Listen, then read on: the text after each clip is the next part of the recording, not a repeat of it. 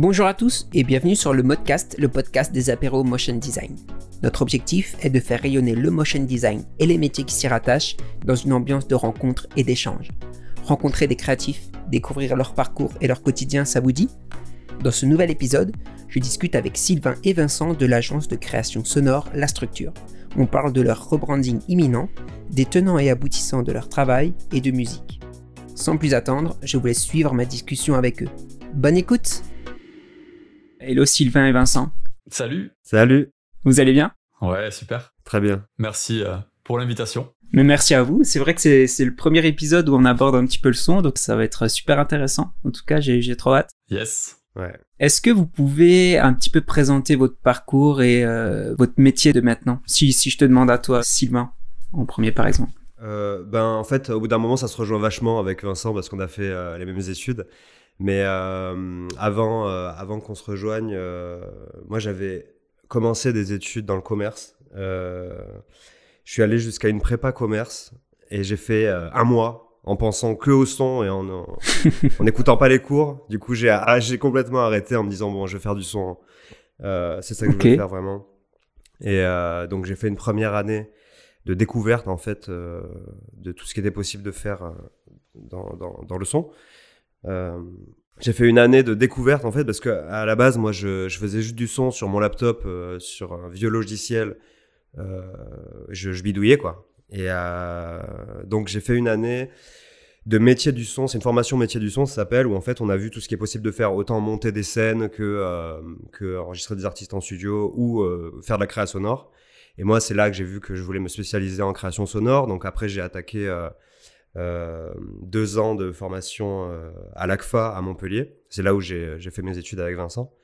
Et là, c'était spécialisé création sonore. On faisait un peu aussi de recording et tout, mais c'était vraiment pour taffer la création, quoi. Autant musical que bruitage, tout ça.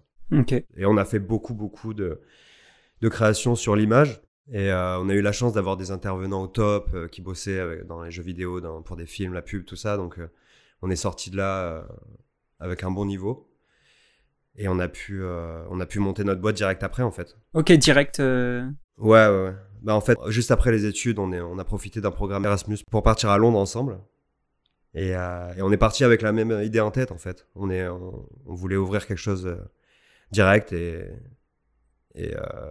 du coup, enfin, on est monté ensemble et puis on a ouvert ça à Londres pendant 1 an. Et après, on a décidé de retourner en France. On a réouvert la même boîte en France. Et voilà. Ok. Donc ça, c'était, je crois que c'était en 2014, Londres. C'est ça, on est rentré en 2015, il me semble. Ouais, je crois que c'est ça. Donc, ouais. Non, t'es OK sur les dates, ouais. Voilà, globalement. Ok. Toi, c'était tout de suite le son. Tu savais que c'était là que tu voulais travailler? Alors, non, ça n'a pas été forcément inné non plus parce que je me suis toujours refusé un peu bizarrement d'en faire un métier au début. J'ai toujours voulu garder ça comme un hobby. J'avais peur sûrement de m'en dégoûter si ça devenait une activité professionnelle. Je sais pas ce que j'avais en tête. Mais non, à la base, moi, j'étais parti en psychologie. J'ai fait 2 ans de psycho, ouais, rien à voir non plus. Bon, je faisais beaucoup de musique à côté parce que depuis jeune, moi, je faisais du piano, de la guitare en école de musique. De la batterie également, c'est ce que j'ai fait le plus d'ailleurs. Et voilà, je pense qu'un jour j'ai eu le déclic aussi de me dire finalement qu'est-ce que je fais là. Ce qui m'anime le plus, c'est quand même la musique, la création musicale. J'adorais faire mes morceaux et j'étais très curieux un peu de tout ce qui se passait également en studio d'enregistrement. Ok. Donc ouais, c'est comme ça que j'ai découvert après l'ACFA aussi à Montpellier, où j'ai donc fait la rencontre de Sylvain. Et ça a tout de suite cliqué entre vous? Ouais, à vrai dire, c'est vrai, bizarrement, pour la petite anecdote, c'est vrai qu'on se fréquentait même pas, je crois. C'est-à-dire qu'on était, parce qu'on était 60 en fait dans la promo et c'était divisé en groupes de 15. Du coup, en fait, vu qu'on n'était pas dans les mêmes groupes, on s'est découvert plus tard en fait. Ouais, sur la fin de la seconde année, on n'avait jamais de cours en commun. Et c'est lors du départ à Londres pour un stage en fait qui s'est avéré être assez nullissime. Les tâches qui nous étaient demandées en fait nous plaisaient pas du tout et il y avait aucun challenge. Ok. On a arrêté du coup et c'est là qu'on était assez motivés et convaincus qu'il fallait qu'on essaye de faire quelque chose à notre image un peu. On s'est dit il y a de la place, c'est un métier quand même de niche, il y a pas trop de monde qui propose ce service là. ça, c'est ce qu'on pensait au début, en tout cas. Et c'est pour ça qu'on a foncé pour créer la boîte. C'est comme ça que la structure est née. Ok. Du coup, la structure est née à Londres. C'est rigolo parce qu'on était des bébés en fait à l'époque quand on a ouvert la structure. Et on a mis du temps. En fait, l'année qu'on a passé à Londres en créant la structure, on l'a passé juste à apprendre, on l'a passé à faire des erreurs et à apprendre à gérer une boîte. Enfin, à commencer à peine à apprendre quoi. Complètement, ouais. Mais voilà, on s'est toujours débrouillé tout seul quoi. Et voilà, c'était épique. C'est le mot, ouais, c'est vrai. Et du coup, pourquoi vous l'avez appelé la structure au début? Mince, on n'a pas préparé. En fait, c'est drôle parce on l'a fait tous les deux. Bon, à la base, on était 4, mais bon, enfin, ça, c'est un autre sujet. Mais on était donc dans notre maison à Londres avec Vincent. Et ça faisait une semaine qu'on cherchait un nom. Et en fait, on a trouvé en une seconde parce que j'avais des Nike Structure au pied. En fait, sur la languette, il y avait marqué Structure. Et on s'est dit, bon, mais c'est nickel ça. L'élimination, ouais. C'était un peu ça, ouais. Et en fait, ce qui est à ne pas faire, hein, parce que c'est pas un nom recherché du tout. Enfin, c'est pour ça en fait qu'on fait un rebranding. On en parlera après, mais c'est un nom qui vient vraiment de nulle part et qui nous allait sur le moment, mais c'est pas recherché quoi. Ok. Bon, et ça a quand même duré là quelques belles années. Ah ouais, ça a duré. Quelques années, ouais. C'est vrai qu'on s'est quand même reposé là-dessus. Un bon moment, ouais. Et finalement, bon, c'est quand même. Je pense que c'est un nom qui a quand même un peu. Enfin, il y en a certains à qui on des clients, des collaborateurs à qui on annonce qu'on va quitter du coup ce nom-là et qui nous disent ah non mince, c'est dommage, c'était cool. Ah ouais. Ça plaît. Donc finalement, bon, il avait aussi sûrement de bons côtés, mais bon. Ouais, bah, c'était rigolo parce qu'on nous demandait quel est le nom de notre structure et on disait bah c'est la structure. Il y avait certaines personnes que ça faisait rire quoi. Bah, sûrement 2 personnes. Oui, voilà. Et du coup, on peut même en parler maintenant de ce rebranding. Qu'est-ce qui a motivé ce changement? En fait, ce qu'on a dit là sur le nom, c'est-à-dire que c'était pas réfléchi, c'est quelque chose, c'est un problème qu'on avait en tout point. On n'a pas construit notre image comme on le voulait. En fait, notre boîte, la structure, elle s'est créée de manière complètement empirique. C'était empirique, c'était très spontané, ouais. Ouais. Sans trop réfléchir les choses, ouais. Ouais, en fait, ouais, on faisait ce qu'on pouvait pour démarcher, pour s'afficher dans les clients, tout ça. Ok. Et voilà, vu qu'on a commencé, on était tout bébé. On a vraiment fait au jour le jour. Et ça a créé une entité qui nous correspondait plus, enfin qui nous correspond plus actuellement. Autant dans l'image que dans tout quoi. C'est un rebranding total parce que nous aussi on a évolué d'ailleurs. Oui, tout à fait. Il y a eu des changements aussi chez nous sûrement. Ouais. Et on avait besoin d'avoir quelque chose qui nous ressemble un peu plus, qui ressemble aussi un peu plus au projet et aux clients et aux collaborateurs avec lesquels vraiment on veut bosser quoi. Ok. Donc quelque chose qui soit un peu plus en phase avec notre culture, avec nos valeurs et la structure finalement c'est vrai que c'était quelque chose de très polyvalent dans lequel même nous on se perdait un peu d'un point de vue de l'offre, de nos prestations, de ce qu'on était capable de faire. Il fallait qu'on recentre un peu nos objectifs pour redéfinir un peu une typologie de projet qu'on a, sur laquelle on a à cœur de bosser vraiment. Ouais, puis c'est aussi la manière de s'afficher. En fait, à la base, nous, notre site, le logo, tout ça, ça a été fait par des stagiaires, des stagiaires qu'on avait eu quand on a monté la boîte à Londres. Ok. Et on les a pas aidés du tout parce que nous, on savait rien de tout ça. On savait pas comment est-ce qu'on construit une image et ce qu'on voulait. Du coup, on a fait, un peu à l'arrache quoi, le début quoi. Ouais, Enfin, il y avait pas de recul. Ouais, enfin, on a fait ce qu'on pouvait. C'était pas forcément à l'arrache, sauf qu'on n'avait pas l'expérience. Et voilà, maintenant, en fait, il y a eu un moment donné, Ouais, alors, pardon, je reviens un peu en arrière aussi.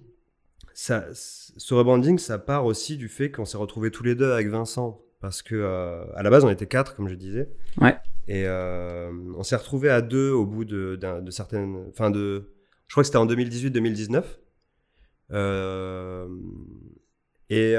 On avait vraiment envie de casser un peu avec tout ce qu'on avait avant pour créer notre image à nous.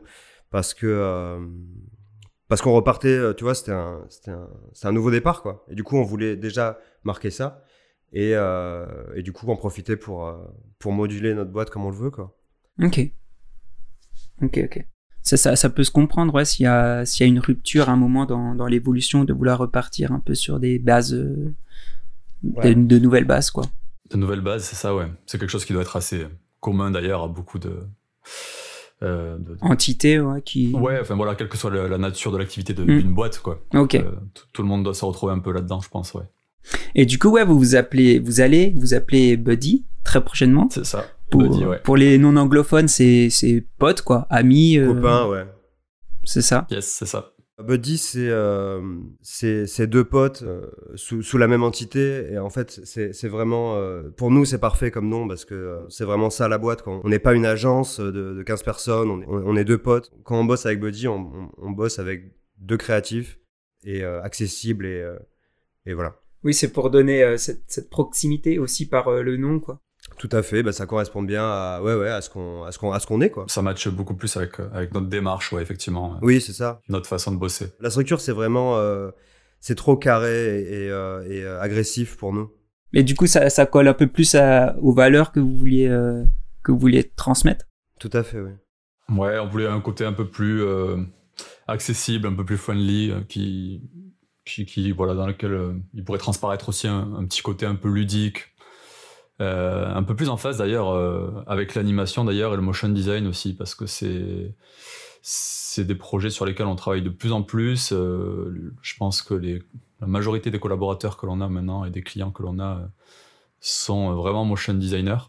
Ok. Alors bien qu'on fasse aussi, on travaille aussi sur des choses de la prise de vue, de l'image réelle et des projets très variés.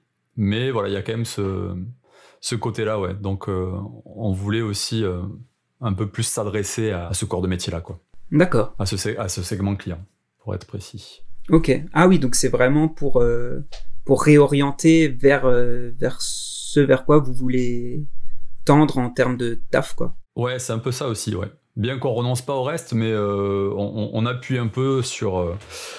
voilà, il se trouve qu'on prend beaucoup de plaisir à faire ça, que chaque projet est toujours très différent, il y a des univers sonores vraiment à créer, et beaucoup de techniques qui sont là aussi très variées, donc ouais, on adore faire ça, et c'est un peu pour ça qu'on prend cette direction-là, ouais, tout à fait.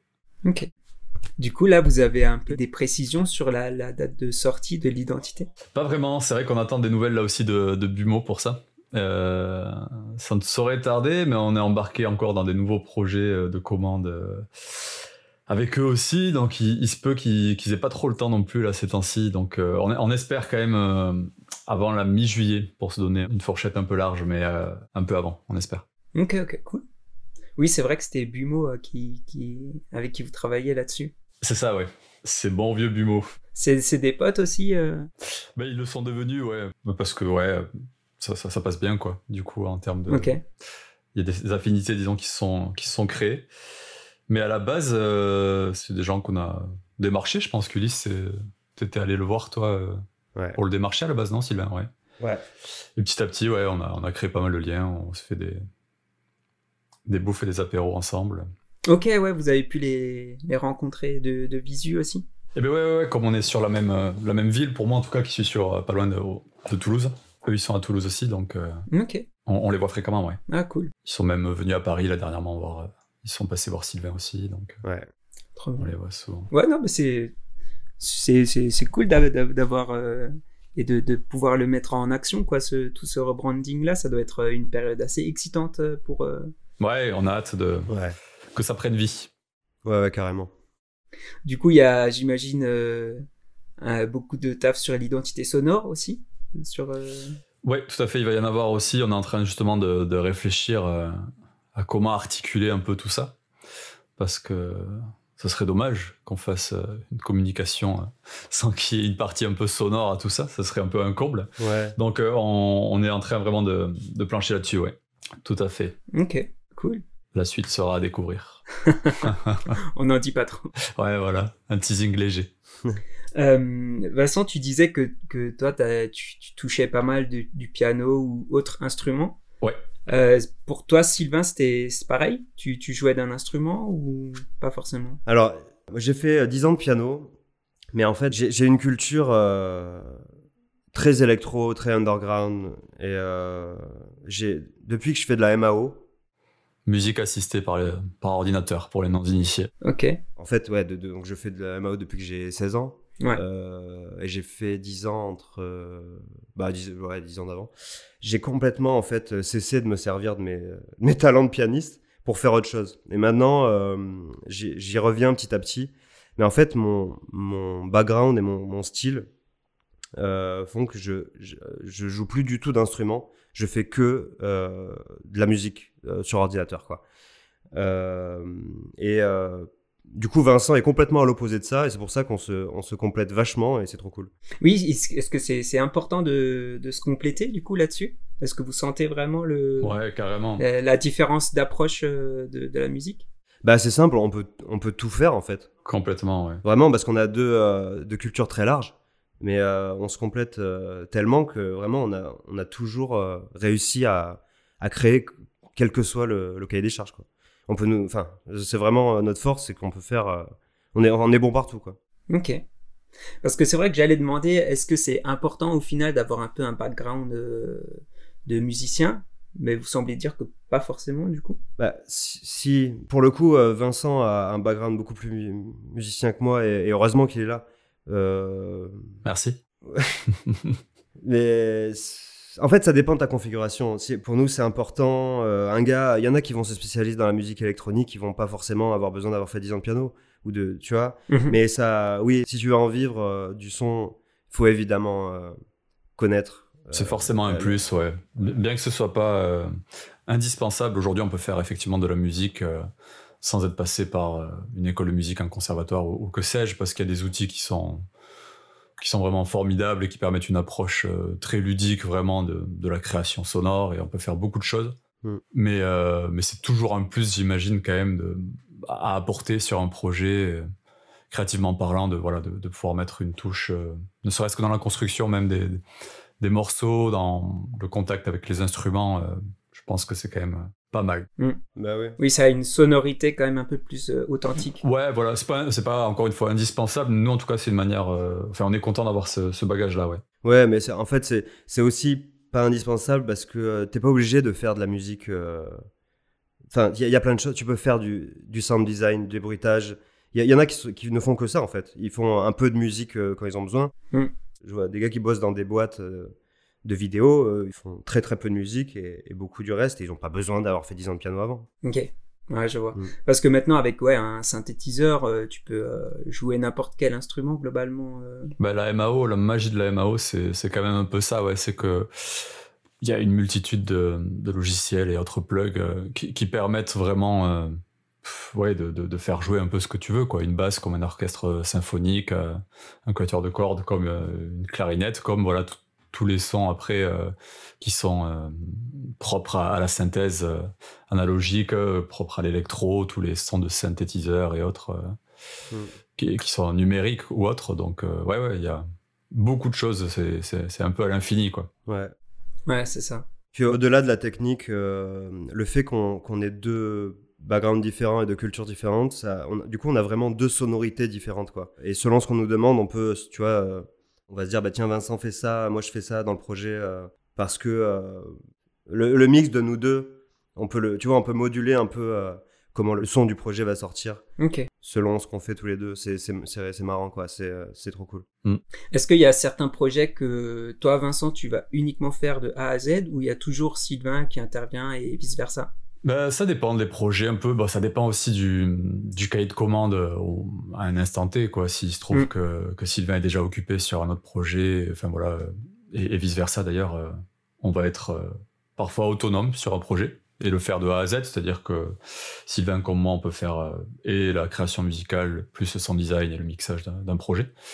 Mais on essaye quand même toujours que l'autre ait un œil un peu sur ce que je suis en train de faire, si c'est moi qui le fais, que Sylvain puisse avoir un regard, des conseils en fait. Des conseils et apporter vraiment une nouvelle oreille, quoi, une nouvelle écoute pour voir un peu où on peut pousser la création, où on peut amener vraiment la bande audio pour que ça serve au mieux le projet, l'image. Okay. Et on travaille même de plus en plus en binôme, sur un même projet, sur une même musique, où on va... je vais faire un début de session, avoir un premier jet un peu des premières idées et le faire suivre après à Sylvain pour qu'il voit un peu lui où il peut amener le truc et moi quitte à ce que je reprenne le relais ensuite. Enfin voilà, on essaye vraiment comme ça d'avancer ensemble et on le fait de plus en plus. On y prête vraiment un soin tout particulier maintenant. Okay. Et ça fonctionne super bien. Ouais, c'est très récent en fait, là, vraiment le fait de se passer le projet. Avant, on se conseillait surtout. Maintenant, là, ça fait plusieurs fois qu'on se passe carrément le projet. Et ça, c'est trop bien. Bon, déjà, c'est cool pour nous parce que c'est plaisant de bosser comme ça.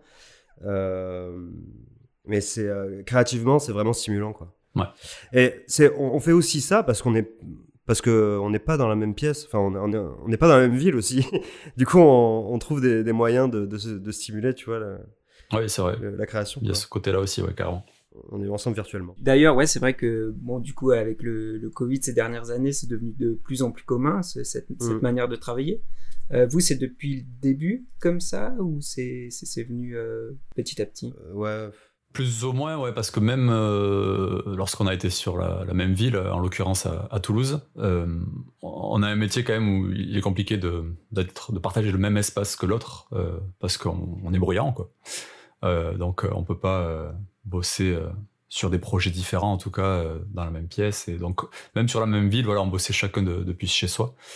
On se voyait évidemment pour discuter des projets, pour se faire des écoutes de temps à autre, mais c'est vrai que c'est Internet qui fait un peu tout et on se fait passer les fichiers et autres. Ouais. C'est un peu comme ça qu'on procède, En fait, au tout début, quand on est passé de Londres à Toulouse, quand on s'est rejoint en France, on avait en tête de se prendre des bureaux, enfin un studio, mais on n'avait juste pas assez d'argent pour le faire, d'avoir un loyer en plus. Et donc on a commencé comme ça en se disant bon ben on vient tous à Toulouse, on commence chacun chez nous et puis on verra plus tard. Et au final, ça s'est toujours super bien passé comme ça, quoi. Et au bout d'un moment, on voyait même plus l'intérêt en fait de se prendre un studio. Ok. Et ça fait des économies en plus. Au début c'était surtout ça, et puis par la suite en fait, moi j'ai voulu m'en aller de Toulouse, puis on a juste continué comme ça, et puis ça a jamais posé aucun souci en fait. Ok. On est toute la journée sur Discord en fait, c'est un logiciel c'est comme Skype mais un peu plus complet. Ouais. Voilà, enfin en vrai c'est comme si on était dans la même pièce, quoi. Ok, cool. Vous avez toujours le micro allumé, du coup, vous entendez ce que fait l'autre ou Non. Non. On discute. On discute. On est en train de bosser, on dit viens en vocal, on parle un peu, on s'échange des bouts d'audio, tu vois. On s'échange ce qu'on veut, mais non, on n'écoute pas ce que fait l'autre quand il travaille. Ouais. H24, non. On n'est pas si... Ça serait un peu intrusif, finalement. Ça m'arrivait un petit peu dans mon ancienne agence avec un collègue où on mettait juste le Skype, la visio, et puis... Ouais. Non, mais en fait, c'est parce que nous, faut se rendre compte que quand on travaille pour quelqu'un, nous, on s'en fiche parce qu'on a la tête dedans, mais pour quelqu'un qui est à côté de nous ou qui écoute ce qu'on fait, c'est horrible parce que c'est littéralement écouter le même bruit 1000 fois en boucle, quoi. C'est clair. Ouais, c'est vrai, ça peut rendre un peu marteau, ouais. Ah ouais, non, c'est pas possible. Et même si on bosse au casque, d'ailleurs, on nous entendrait taper sur nos claviers, sur nos machines, enfin voilà, c'est ouais. On n'est pas les meilleurs des collègues, des voisins à avoir en bureau, c'est clair. Et ça se passe bien avec le voisinage, globalement? Ouais, ça va. Bah, moi, je suis à la campagne, donc j'ai pas ce problème-là. Ok. Ouais, non, mais moi, j'ai jamais eu aucun souci parce que, en fait, pour travailler, on n'est pas... je travaille avec un volume normal, et si ça sonne bien, un volume normal, ben, ça sonnera très bien avec un volume très fort, quoi. Je conseille pas de créer avec un volume très fort. Ok. Voilà. Ouais, Vincent, tout à l'heure, tu parlais de création, de sound design et de mixage. C'est globalement un process habituel, celui-là, ou commun? Là aussi, ça dépend un peu des projets. Il y a des projets sur lesquels on va intervenir juste pour faire un petit habillage, quoi, des bruitages, un sound design un peu classique, si je puis dire, où il va y avoir une musique d'illustration, comme on peut en trouver sur des sites du musicomètre, Audio Jungle, Artlist et autres. Ouais. Bien que qualitativement parlant, ce soit pas la même chose, mais il peut y avoir une musique qui a déjà été sélectionnée par le client et après nous on nous demande de faire le sound design, d'apporter vraiment tous les bruitages pour venir étayer, soutenir les mouvements d'une image et que ça vienne vraiment donner une belle cohésion au mouvement et au son. Et mixer après tout ça, évidemment, la musique avec notre sound design. Et quelquefois, le plus souvent même maintenant, et c'est ce qu'on adore faire aussi, c'est de faire tout, quoi. De pouvoir vraiment penser le projet dès le début avec le client pour faire une création musicale. Penser vraiment créer un univers sonore de A à Z qui comprendra donc musique et sound design. Voire même faire ce qu'on appelle maintenant nous du sound design musical, quand les deux vraiment se mêlent très étroitement, où la musique vient illustrer et dessiner chaque mouvement, elle remplace presque le bruit. Ok. Je sais pas si c'est bien clair, parce que c'est toujours délicat de parler de ce qu'on fait tous les jours, parce qu'on n'a pas l'habitude forcément de mettre des noms là-dessus au quotidien, mais c'est quelque chose qu'on aime beaucoup faire aussi. Vos derniers posts Instagram là illustrent bien ce principe-là. Ouais, par exemple, c'est vrai, ouais. Voilà, ouais. On pourra le mettre en description, nous, de notre côté, pour mieux visualiser tout ça. Carrément, ouais. Le trio d'animation qu'on a fait avec Bumo illustre assez bien ça, ouais. En fait, dès le début des projets, on bosse étroitement avec les créatifs, que ce soit dans l'animation ou pas d'ailleurs, ça peut être n'importe quel type de projet. Mais on fait en sorte de parler de l'audio dès le début du projet. On a mis du temps à vraiment comprendre qu'il fallait que le projet soit réfléchi avec l'audio dès le début, en fait. Pour pas que... C'est pas une simple superposition, ouais. Ouais, c'est vraiment important de penser l'audio dès le début pour que le projet soit canon, quoi.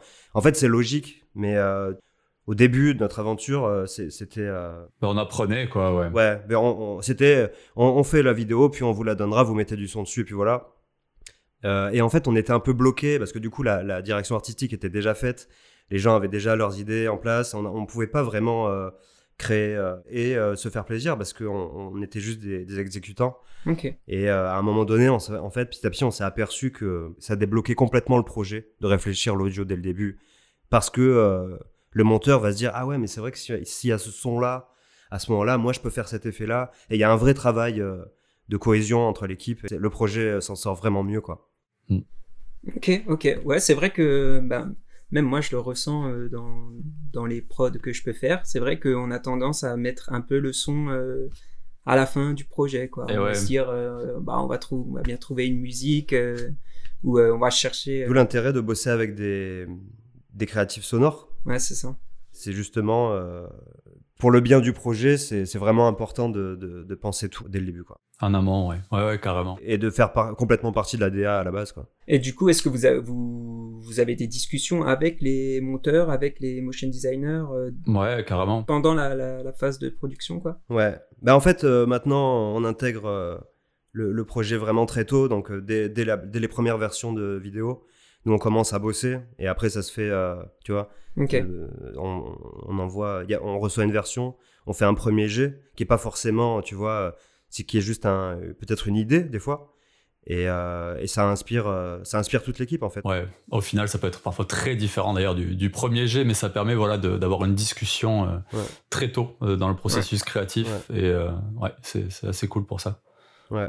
Et c'est vrai qu'au début, on avait plutôt tendance à intervenir sur une vidéo, un produit qui finit, quoi, sur lequel nous on venait du coup essayer de comprendre un peu. Alors, il nous arrive encore de le faire, d'essayer de capter un peu l'essence des mouvements, de la chorégraphie un peu qui se dégage et du récit d'une vidéo pour faire une création sonore dessus, une création musicale. Ça peut arriver, mais de plus en plus vraiment de penser les choses ensemble, de creuser vraiment les références, de faire des allers-retours très tôt, ça apporte toujours une belle plus-value au projet. Ouais. Ça se ressent, quoi. Ok. Ouais, donc vous essayez de sensibiliser au maximum vos clients pour que ça intervienne le plus tôt, quoi. Aussi, ouais, c'est vrai qu'il y a, comme dans beaucoup d'autres corps de métier, il y a toujours une petite partie un peu éducation aussi à faire, où on essaye d'être un peu pédagogue aussi, de montrer l'intérêt de fonctionner de la sorte. Mais généralement, je pense qu'on le comprend de plus en plus parce que les références, toute la culture aussi de l'animation, du motion design et autres, elle est très riche, et je crois que de plus en plus, c'est un milieu qui est conscient de l'importance du son, quoi. Du rôle qu'il a et à quel point ça peut contribuer à l'immersion dans le projet, dans le récit, et donc à mieux capter un peu aussi son audience, quoi. Ouais. Les clients le sont pas forcément, mais les créatifs, en tout cas, le sont de plus en plus sensibles au son. Ouais, l'intermédiaire avec lequel on travaille, nous, c'est vrai que c'est pas toujours le client final, c'est souvent les créatifs. Eux, ils sont pleinement conscients et ils se battent bien souvent d'ailleurs pour nous, pour que l'enveloppe budgétaire puisse comprendre une création musicale, et ce qui parfois nous fait défaut, parce que c'est un peu le problème, c'est un peu le nerf de la guerre, c'est que les clients finaux, quoi, ne voient pas toujours l'intérêt d'une création originale, et donc ne débloquent pas forcément le budget pour ça, quoi. Donc et ils finissent avec la même musique ukulélé que tout le monde. Voilà, tout le monde utilise, quoi. Ouais, voilà, exactement, ce fameux ukulélé, cette guitare reverse en début de morceau. Ouais, carrément, ouais. Mais en fait, tout le monde est un peu d'accord là-dessus, dans les créatifs en tout cas, parce que la personne qui va faire le montage vidéo, par exemple, lui, il a envie, c'est aussi son portfolio, il a envie que le projet soit canon. Donc en fait, on a vu que le paysage audiovisuel est de plus en plus porté sur le son, ça se fait quand même, quoi. Ouais. Ça se fait bien. Ok. C'est vrai que moi, j'ai toujours entendu que le taf, votre taf de travailler sur la musique, la création sonore et tout, c'est assez similaire au final à la création de vidéos, de motion design. Ouais. J'imagine que vous aussi, vous devez faire un mood board aussi au début, où vous présentez des directions. Ouais, une sorte de mood board sonore, ça arrive aussi sous forme de playlist, ou que ce soit YouTube, Spotify ou autre, de références, de projets vraiment aussi qui nous plaisent, qui nous animent, ou qui puissent en tout cas refléter un peu la direction qu'on veut prendre pour la commande qu'on a là. On essaye vraiment de se nourrir déjà de tout ça, et puis après de l'organiser pour voir ce qu'il est pertinent de retenir ou pas dans la mise en œuvre après de ce qu'on veut faire. Ouais. Ok. C'est assez organique comme façon de procéder au début, parce qu'avec Vincent, on se donne nos rêves, on se dit, moi, j'ai ça en tête, ça pourrait être trop cool là-dessus, à ce moment-là. Donc il va faire par exemple 15 secondes de sons qui vont faire référence à ça. Et enfin, tu vois, c'est un peu c'est un peu comme un mood board, mais dans le son. Enfin, je sais pas comment dire, mais c'est un peu un melting pot de nos idées qu'on met, qu'on balance, et après on prend les trucs intéressants, quoi. Ok. Carrément. Ouais, du coup, vous essayez un peu de quitter ce truc de je reçois une vidéo et j'habille et je m'adapte en fonction de la vidéo. Alors, ça peut être quand même, encore une fois, le cas. C'est toujours plus confortable, un petit tips bien connu tout de même, mais c'est toujours mieux en tout cas quand le vidéaste a bossé sur un BPM, quoi, qui est quelque chose de commun sur lequel nous on puisse s'entendre, j'en sais rien, un 120 battements par minute. Comme ça, quand on reçoit le projet, le montage ayant été fait sur ce BPM-là, nous on sait la compo, voilà, à quel tempo on doit la faire, ça permet de se rejoindre aussi plus facilement. Donc même quand on arrive sur un produit fini, il y a des manières quand même de se rejoindre pour que ça fonctionne plus facilement. Pour être synchro en fait, avec l'action à l'image, quoi. Ok. Et est-ce que ça vous arrive de travailler au contraire à l'aveugle ? Aussi, ouais. Pas savoir ce que ça va donner, tout ça, avec l'image ? Ouais, parce qu'il y a quand même des fois aussi où les deadlines sont très serrés, où on nous demande une musique pour dans 3 jours. Alors que la vidéo n'est pas faite. Ouais. Ça arrive aussi, ouais. Et et dans ce cas-là, même chose, il faut qu'on nous donne un peu une direction à prendre, quelque chose, qu'on sache un peu ce à quoi ressemblera la vidéo, quoi. dans son état final. Mais voilà, il peut y avoir de belles surprises aussi de procéder comme ça, dans l'autre sens. Ouais. Hein. Ouais, en tout cas, ce qui est sûr, c'est qu'il n'y a pas de bonne ou de mauvaise manière de faire. Je crois que c'est toujours intéressant d'alterner aussi les process pour voir ce qui se passe, et ça donne toujours des choses intéressantes, quoi. Ouais. Il y a des choses plus confortables que d'autres, évidemment. Mais après, au final, même si on se retrouve dans le rush des fois et dans la peur d'être un peu à côté de ce que voudrait le client, non, on est souvent assez fiers du résultat, et même surpris quelquefois de la rencontre de univers. Ah ben ok, je pensais pas que la vidéo allait ressembler à ça. Moi je t'ai fait ça. Ah ben ok, je pensais pas que t'allais prendre cette direction-là musicalement, mais c'est top. Regarde, je fais un premier montage, et il y a une bonne énergie, quoi. Donc on continue comme ça. Maintenant, on a tellement d'expérience parce qu'on est passé par tous les cas de figure que on est vraiment des 4x4. Ouais, c'est vrai. Alors, on continuera de faire des erreurs encore. Il y a encore plein de choses à apprendre. Mais ouais, c'est vrai qu'on a connu quand même déjà, de notre petite expérience, pas mal de situations diverses, ouais, dont on a su tirer quelques enseignements. C'est clair. Ok. Alors là, on parle de création, mais aussi dans la relation avec les créatifs ou le client. On perd beaucoup moins de temps maintenant parce que on se briefe plus, on discute, Ouais. pas forcément plus, mais on sait quelle question va débloquer le projet. On se fait vachement plus plaisir à gagner du temps maintenant, tu vois. C'est pas à négliger, en tout cas, ouais, de parler, c'est clair. Ce serait un conseil que vous donneriez aux 4 potes de la structure du début, quoi, de plus faire des briefs et tout ça. Ah ouais, 100%. Ouais, complètement, ouais, c'est sûr. Ouais. De prendre le temps vraiment de discuter, quoi. De faire un brief, enfin, tout se fait là, j'imagine, un peu comme en motion d'ailleurs. Hein. Il y a beaucoup d'informations qui doivent transiter lors du premier brief, des premiers jets un peu qui sont faits pour parvenir à se rejoindre sur quelque chose qui fonctionne, quoi. Ouais, au début, je comprenais pas, tu vois, la réunionnite dans les grosses boîtes, les réunions qui n'en finissent pas pour des petits sujets. Et en fait, j'ai très vite compris pourquoi. C'est que ça fait gagner un temps fou au final, de discuter vraiment de chaque petit point et de rien laisser au hasard. Ça supprime carrément des versions qui servent à rien, des rendus, tu vois. Ça limite le nombre d'allers-retours. Et en fait, ça arrange tout le monde, et c'est vachement important. Donc ouais, nous, on discute beaucoup de tout avec les clients et les créatifs, quoi. Ouais, plutôt que chacun fasse sa tambouille de son côté et qu'au final ça se marie Ouais. pas trop bien, vaut mieux. C'est la seule manière que tout le monde soit fier du projet final, quoi. C'est que de discuter de tout, comme ça tout le monde peut mettre sa patte, et tout le monde se comprend, quoi. Ok. On avait une question sur justement quand vous faites de l'habillage sur un motion ou une vidéo déjà existante. Est-ce que si la réalisation, c'est une belle réalisation, si la vidéo est jolie à votre goût, est-ce que ça facilite l'inspiration dans la création sonore ou pas forcément? Sûrement un peu, ouais, parce que c'est toujours pareil, quand on a un peu d'atomes crochus avec un univers visuel ou autre, ça donne sûrement une envie, et ça débloque certaines situations, ouais, où on a envie de trouver un univers sonore vraiment qui marche trop bien avec le visuel, quoi. Bah, ça dépend aussi, que ce soit joli ou pas. Mais ça peut être compliqué. À la limite, que ce soit joli ou pas, c'est pas grave. C'est plus ce que ça nous inspire, en fait. Ouais, c'est sûr. Qui est important, parce que Ouais, c'est vrai, ça. Même si vous faites des choses moches, venez, on travaille ensemble, c'est pas grave. Tant que c'est inspirant. Non, mais c'est vraiment...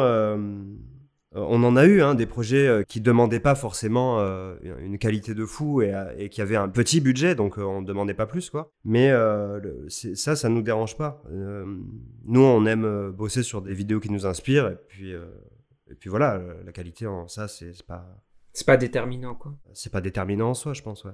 Ok. Parce que c'est vrai, sur votre site, il y a une grande variété de projets. J'ai vu, du coup, il y avait une vidéo où c'est beaucoup de dessins, un peu style fait papier, où il y a du morphine, ouais, et tout ça. C'était assez étonnant. Et d'un autre côté, il y a les vélos en 3D, ouais. avec l'image très, très lisse et tout ça. Ça fait partie des choix qu'on fait dans notre rebranding, par exemple. C'est que sur notre site actuel, qu'on va bientôt changer, il y avait un peu de tout et de rien, en fait. Et là, on est en train de choisir comment est-ce qu'on veut montrer ce qu'on aime faire et ce qu'on veut faire en priorité, ouais. En priorité. Et c'est compliqué en fait, parce qu'on aime faire 1 milliard de choses, mais il faut qu'on se définisse, quoi. Ok. Tu parlais c'est le travail de Pablo Dallas qui travaille comme les premiers dessins animés, les premiers Disney, à la main au crayon et image par image sur du papier, quoi.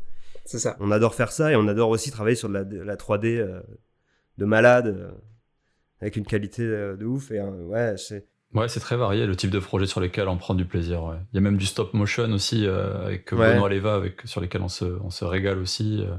Il y a vraiment des supports très différents parfois, mais justement, ça demande à chaque fois de réfléchir à quelle approche je vais faire pour faire vivre vraiment cette image-là et quelle va être la stratégie un peu adoptée. Enfin voilà, c'est cool d'avoir ces challenges-là. Ouais. Ok. Et du coup, par rapport justement au domaine de vidéos pour lesquels vous travaillez, c'est du coup, comme tu l'as dit, vous essayez de vous recentrer un peu dans tout ce qui est motion, ou en tout cas dans un cadre marketing. Ça vous a jamais intéressé d'aller plus dans le film, vraiment cinéma, ou d'aller dans le jeu vidéo, ou d'aller dans...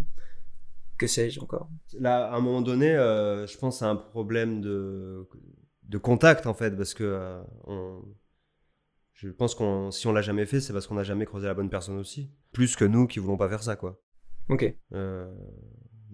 Non, Vincent? Si, ouais, il y a sûrement de ça aussi. C'est vrai que il y a plusieurs facteurs. Il y a d'une part ce qu'on aime faire, il y a aussi le réseau, la manière qu'il a un peu d'évoluer, de se créer, et les rencontres quoi, qu'on fait tout simplement.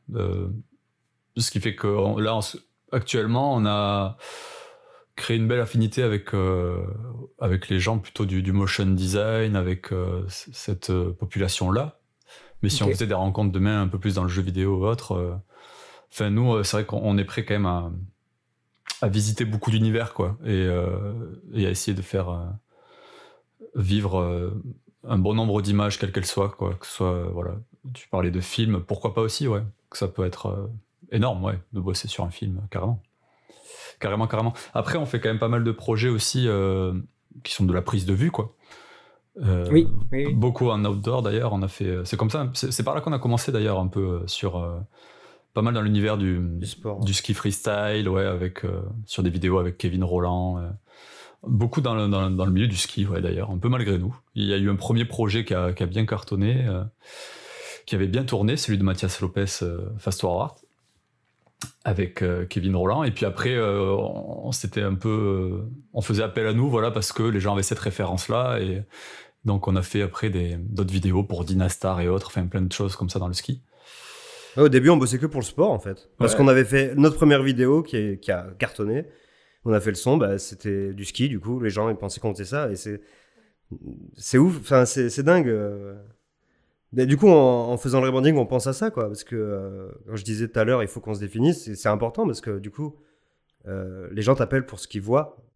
Ouais, on est vite catégorisé aussi, malgré nous, quoi. Finalement, c'est pas tant que notre volonté à nous de vouloir bosser sur un type de projet, mais c'est surtout, voilà, qu'on puisse capter un peu plus notre essence plus rapidement, quoi. Voir un peu le panel de choses qu'on est capable de faire et qu'on aime faire, quoi. Ouais. Ce qui est compliqué pour nous parce qu'on aime tout faire. Ouais, grave. C'est vrai que je me rends compte qu'en le disant, c'est pas forcément clair parce qu'on veut tout faire en vrai. Mais oui, il faut qu'on s'affiche d'une manière qui nous convienne parce que c'est important. Ouais. Et du coup, comment on fait ce choix quand ce que vous montrez, enfin, ça se marie au visuel, mais c'est surtout à l'oreille. Est-ce que vous prenez en compte les images que vous montrez aussi dans votre choix de ce que vous allez mettre dans votre portfolio, votre site, etc. Ouais, carrément. En fait, en montrant certains projets, on montre quelle qualité et quelle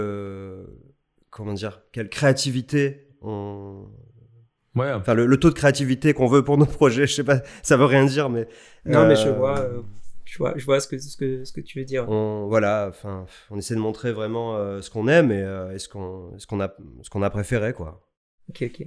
Est-ce que vous sauriez définir un bon habillage sonore? Tu parles de la musique et du bruitage ou Ouais. En fait, déjà, pour parler de ça, il faut connaître la direction artistique qui a été mise en place. par exemple, pour un contrôleur de jeux vidéo, une manette, si le style de la manette est très années 90, très premier jeu vidéo, il va falloir que l'univers soit là, qu'on se sente dans les années 90, mais en ayant une touche actuelle. C'est pas juste de copier, mais de s'inspirer de tout ça pour que ça sonne 90, mais nouveau, quoi. Ouais, c'est vrai qu'il y a beaucoup cette contrainte-là, souvent, de demander un son, effectivement, en 90, comme tu le dis, ou 70, un peu rock. Enfin, il peut y avoir beaucoup d'univers comme ça qu'on nous demande. Il y a toujours, c'est vrai, la nécessité, comme tu le dis, que ça puisse sonner quand même comme quelque chose de revisité, qui soit un clin d'œil à une décennie, à quelque chose pour la création sonore, en tout cas musicale en l'occurrence. Mais voilà, qui sonne quand même actuel, qui puisse reprendre des codes un peu de ce qui se passe aujourd'hui en termes de musique, quoi. Ouais. Faut faire la balance, quoi, entre tout ça. Ouais. Ouais.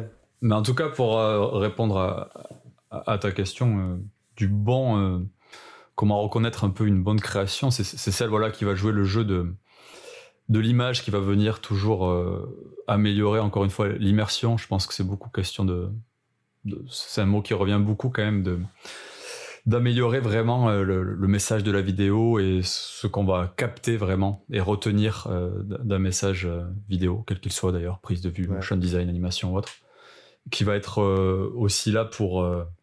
ça dépend, il peut être là des fois pour retenir l'attention, pour qu'il y ait un petit gimmick un peu mélodique qui reste en tête, pour capter vraiment, aider à mieux capter l'attention. Et créer une émotion.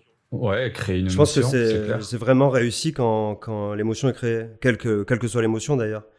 Mais c'est vraiment ça. Et dans le cinéma, c'est pareil. Enfin, on dit que dans le cinéma, une musique qui est bien faite, c'est une musique qu'on n'entend pas dans le film. Et qui est juste là pour...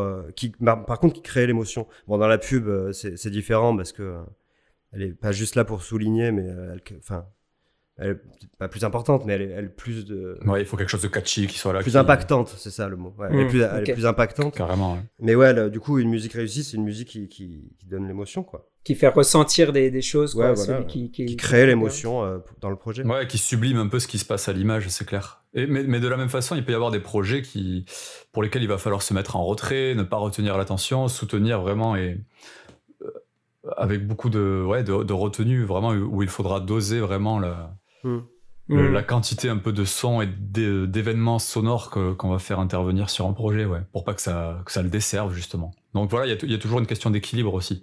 Faut pas juste être là pour montrer ses compétences, étaler tout notre savoir-faire et que ça prenne le dessus sur le message, quoi. Nous, on est là quand même avant tout pour servir, un message, une émotion, quelque chose d'assez précis. Donc, il y a plusieurs manières de le faire. Ça dépendra un peu du projet. Ouais. Et du coup, si on arrive à créer une émotion qui est en accord total avec la DA, c'est réussi, quoi. En plus du style et du côté technique, si l'émotion y est, c'est cadeau, quoi.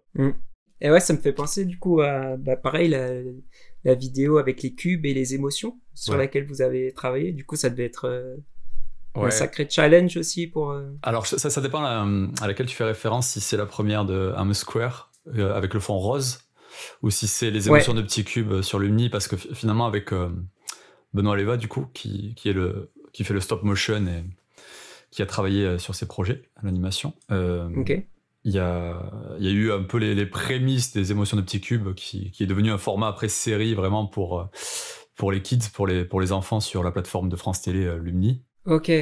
Et avant ça, il y avait eu quelque chose d'un peu plus artistique de fait avec I'm a Square, où il y avait différentes émotions là aussi à retranscrire, à essayer vraiment de trouver le rythme et les instruments à chaque fois pour marquer, effectivement, une sensation, une émotion. Ok. Du coup, quel challenge vous retenez dans l'habillage de ce type de vidéo? Quel est le principal challenge? C'est pareil, c'est de coller à l'émotion qu'on veut transmettre. C'est ça, et c'est surtout aussi d'offrir une continuité au projet, parce qu'il y a du coup on doit retranscrire des choses très diverses d'un point de vue sensation et émotion, encore une fois. Et du coup, musicalement, forcément, il va y avoir des choses parfois très différentes, quoi, et rythmiquement, et même dans le choix des instruments qu'on va utiliser. Dans le même projet. Et tout ça au sein d'un même projet, donc il faut quand même qu'on sorte de là et qu'on n'ait pas l'impression de zapper d'une musique à une autre à chaque fois. Oui, faut vraiment que ce soit fluide et qu'il y ait quelque chose d'assez évolutif et qui puisse vraiment coller le Qu'il soit plus cohérent, possible. quoi. Ouais, c'est ça. Il y a aussi le fait qu'il faut faire un son qui plaise aux gens aussi.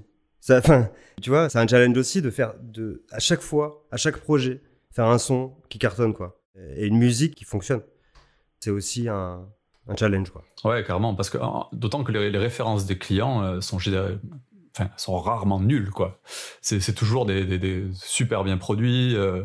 C'est l'une des problématiques aussi, d'ailleurs, c'est que quelquefois, le client va monter sur une musique qui existe déjà, qui est super cool.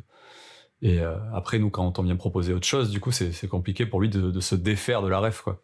Ouais. Ah, pour les d'accord. clients, parce que pas tout le monde ne s'intéresse au son. Il y en a qui écoutent jamais de musique, qui en ont jamais écouté, qui en écouteront jamais, en fait. Et en fait, il y en a beaucoup plus que ce qu'on croit, des gens comme ça. C'est juste la musique, ça les intéresse pas. Et du coup, ils montent sur une musique. C'est ou faites-moi un plagiat ou alors moi j'aime cette musique, donc c'est comme ça, quoi. Ah ouais. Mais d'où l'importance aussi de brief et de débrief, tout ça, parce que chaque client a sa sensibilité, quoi. Ça, on le rencontre de moins en moins quand même, parce que Oui. maintenant les gens savent un peu, connaissent un peu plus notre univers et ce qu'on fait, donc c'est vrai qu'on nous apporte sûrement un peu plus de crédit et de confiance. Ouais, mais je pense que c'est carrément, on s'annule ce problème complètement en discutant bien dès le début, quoi. Ouais, c'est ça aussi, ouais. Ouais. Mais en tout cas, c'est clair qu'il y a la nécessité parfois comme tu le dis, Sylvain, de faire des musiques qui soient toujours un peu au top, qui soient Actuel. Ouais, qui véhiculent toujours une bonne énergie, quoi, et quelque chose d'assez puissant. Donc, Quand j'entends ce que vous me dites, là, ça me fait tout de suite penser à de l'animation de logo. Ouais. J'imagine ça doit être... quand on parle de la SNCF, par exemple, on a tous la musique qui nous vient en tête. C'est super tout de suite identifiable. Ça doit être un sacré challenge aussi de faire une identité, non pas pour un film parmi tant d'autres, mais une identité de marque, par exemple. Ça doit être compliqué, non ? Pas forcément. Non, c'est juste des choix, en fait. Je pense pas que ce soit plus compliqué que de faire une musique pour une vidéo. Ok. Par contre, il y a plus de choix à faire et de décisions à prendre et de brainstorming. Ouais, il y a quand même plus de paramètres à prendre en considération. C'est plus long, mais c'est pas forcément plus compliqué. Tu parles techniquement, du coup ? Techniquement, oui, déjà techniquement. Le branding sonore, quand on fait ça, on ajoute le côté brainstorming et brief avec l'équipe et réfléchir à qu'est-ce qu'il faut à la marque. Voilà, mais ça rajoute ce côté-là, mais après, niveau création, ça rajoute rien. Ok. La seule peut-être différence, c'est qu'il y aura un peu plus cette dimension de il faut que ça vive bien aussi dans le temps, quoi. Quand on parle vraiment de branding sonore, c'est ça. Il faut pas qu'il y ait un pauvre effet de mode qui soit là, qui retranscrive uniquement les 6 mois d'une année, quoi. Enfin, il faut que ça puisse vivre et durer. Ouais, c'est ça. En fait, dans ces situations-là, on se met une casquette en plus de DA, mais à force, maintenant on y arrive très bien. Et moi, ça fait partie de mon métier et ça me plaît. Ok. On va finir là-dessus, Sylvain, c'est beau. C'était une belle phrase. Très belle phrase. Ça sera notre baseline d'ailleurs, je pense. Est-ce que vous avez dans votre typologie de projet, vous avez des projets un peu plus alimentaires, entre guillemets, où ouais, ça va être 2-3 heures très machinalement faites Ouais, il y en a où où on a plus parfois un rôle de technicien un peu que de créatif. C'est vrai, ça arrive quand on fait purement du mixage, la mise aux normes, que ce soit pour la télé d'ailleurs ou pour le web, ou des bruitages un peu plus, classiques, je sais pas si c'est le bon mot, mais... Pour des vidéos explicatives, ça demande moins de création en tant que tel. On applique des sons, tu vois, c'est un peu un travail de robot. C'est plus du montage son que... Voilà, c'est plus du montage, que de la création. Mais pour autant, c'est pas inintéressant à faire parce qu'il y a toujours un résultat qui est là où on se dit, c'est pas ce sur quoi j'ai pris le plus de plaisir, en effet, mais le résultat est là, c'est que la vidéo, quand même, elle est toujours un peu plus impactante. Du coup, il y a des mouvements et des transitions qui sont plus marquées, des événements sonores qui viennent mettre en relief certaines séquences. Donc, ça a toujours un intérêt, en tout cas, de le faire. Mais c'est pour ça que, d'ailleurs, on n'a jamais employé le mot travail alimentaire. C'est qu'en fait, il n'y a rien à voir avec ça. C'est juste ça demande moins de créativité, mais ça n'a rien à voir avec un travail alimentaire. Ouais, voilà, c'est le genre de projet sur lequel il y a peu de chances d'accident, ouais, c'est clair. Ouais. Il n'y a pas d'aller-retour. Okay. Quoi. Parce que dans le motion, on va, dans notre mois par exemple, on va faire, je sais pas, 80-85% de projets sur lesquels on va mettre 2 images clés par-ci, 2 images clés par-là, où c'est pas très excitant, que ce soit même techniquement ou créativement. Et c'est sur plus 15-20% où on va se faire bien plaisir, on va être pour le coup plus fier de notre taf. Du coup, ça, vous le ressentez pas trop Pas dans les mêmes proportions, en tout cas, je pense, ouais. Okay. Dis-moi si je me trompe, Sylvain, mais je pense que la proportion de projets sur lesquels on s'amuse est quand même plus importante que celle sur laquelle on s'ennuie. Ah oui, totalement. Et pas juste, ouais. Je saurais pas dire dans quelle proportion, c'est un peu difficile à quantifier, mais si on prenait le temps de le faire, en tout cas, on se rendrait compte qu'il y a plus de projets sur lesquels on kiffe que l'inverse. Ouais. Puis, en fait, le passage d'une vidéo le moins intéressant pour moi, il va l'être pour Vincent. Donc, tu vois, on peut très bien aussi se donner... parce que j'aime les choses nulles. Oui. Ou l'inverse, quoi. Donc, voilà. Nous, on ressent pas trop ça parce qu'on a cette facilité-là de pouvoir se donner les tâches. Et puis, non, nous, on aime ce qu'on fait. On s'ennuie jamais vraiment. Ok, cool. Même quand c'est on en discutait lors de notre première visio, mais quand c'est tu cherches du free sound ou sur des banques d'images, de sons. Encore qu'on préfère le faire ça maintenant, faire vraiment une présélection, une sélection des sons qui seront ensuite collés sur la vidéo. Parce que quelquefois, quand c'est imposé par le client, c'est vrai qu'on s'arrache un peu les cheveux, on comprend pas l'univers sonore qui a été choisi. C'est sûr que nous, on préférerait faire la musique à chaque fois nous-mêmes, quoi. C'est toujours un peu frustrant, mais en tout cas, quitte à ce qu'il y ait une musique libre de droit, ce qu'il faut, comme on les appelle communément, on préfère en tout cas les sélectionner, quoi, apporter un peu notre touche et notre regard là-dessus, ouais. Ouais. Ok. Et par rapport à ces plateformes, vous sentez pas une sorte de... Concurrence déloyale ? Non, j'allais pas dire concurrence parce que c'est pas du tout de la concurrence pour le coup, mais est-ce que vous sentez que ce parallèle est souvent fait en mode je vais pas payer, je sais pas, 400-500 balles un habillage original plutôt que de prendre sur Artlist Non, en fait, ça dépend du budget, mais tout le monde voit bien la différence. Bien qu'il y ait des choses très, très qualitatives, hein, quelquefois, sur ces plateformes-là, il y a quand même des artistes qui ont des catalogues formidables. Hein, en fait, on nous appelle pour créer une musique, mais pour que la musique soit surtout synchro à l'image et soutienne ce qui se passe à l'image. Qu'il y a une plus-value, quoi. Oui, et tout le monde s'aperçoit très rapidement qu'une musique faite sur mesure, c'est le seul moyen de créer une vidéo impactante. Parce tout le monde peut me dire, oui, mais si tu prends une bonne musique et tu fais ton montage dessus, tu te cales sur les moments importants de la musique, et enfin tu travailles un peu dans l'autre sens et ça peut fonctionner. Mais non, la plus-value est très vite visible si on fait le comparatif, quoi. Et même les gens qui s'intéressent pas trop à ça s'en rendent vite compte. Ok, ça c'est cool. C'est cool parce que vu que j'ai pas je suis pas de votre côté. Moi, je pense que j'ai des idées un peu fausses, même sur les clients, tu vois, s'ils comprennent ça, c'est trop cool. On y travaille, en tout cas. Ouais. C'est pas toujours inné, hein, c'est sûr. Mais... Après, ça fait peut-être partie de notre expérience juste à nous, mais on croise plus de clients qui sont réfractaires par rapport à ce qu'on fait, quoi. Ouais, il fallait plus se battre avant, c'est plus le cas maintenant, ouais, c'est vrai que... Moi, je pense pas que ce soit juste les clients qui font la mauvaise foi ou quoi, c'est juste que peut-être qu'on arrive mieux à expliquer ce qu'on fait et pourquoi on le fait aussi. Ouais, ce côté pédagogue un peu dont on parlait. Ouais, c'est ça, ouais. Et maintenant, vu que ça fait un moment qu'on bosse, on a des clients qu'on a sur du long terme, quoi. Tu vois, c'est des clients qui reviennent vers nous pour chaque projet. Et du coup, peut-être qu'eux font aussi ce travail en amont, tu vois, d'éduquer. Je sais pas. C'est un tout. Mais franchement, tout le monde est d'accord sur le fait qu'il n'y a rien à voir, quoi. Oui, c'est clair. C'est clair. Ok. Est-ce que vous avez encore le temps dans tout ça de faire un peu des projets perso de votre côté, ou comment ça s'articule un peu vos hobbies autour de ça? Sylvain, je pense plus que moi.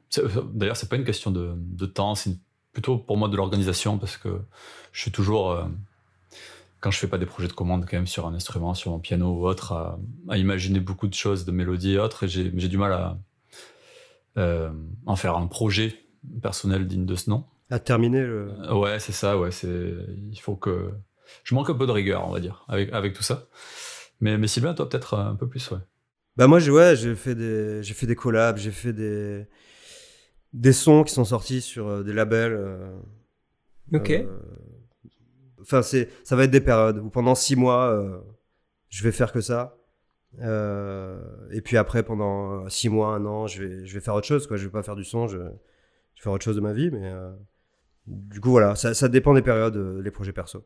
Mais on n'hésite pas, par contre, à travailler sous le nom de la structure, à faire des collabs qui vont nous servir pour notre portfolio.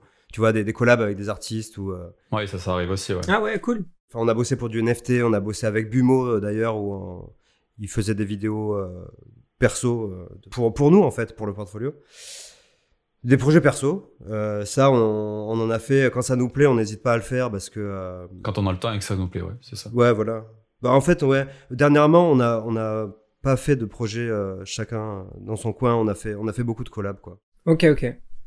Donc pas de collab, c'est toujours de l'habillage sur de la vidéo, quoi. C'est pas juste du son ou juste une musique. Oui, voilà, sur du motion ou de l'animation 3D, quoi. Ok. Mais c'est vrai que ouais, on aime beaucoup ça, quoi. Enfin, moi, je me rends compte que j'adore aider à raconter ce qui se passe sur une image, quoi. Et presque la musique seule, il y a des fois où je décroche un peu. Si j'ai pas d'image, ouais, maintenant, c'est fou. Hein. Ah ouais? Ouais, ça reviendra, c'est cyclique, quoi. On fait du son depuis longtemps. Et du coup, ouais, c'est des passages parce que faut qu'on fasse autre chose aussi, des fois.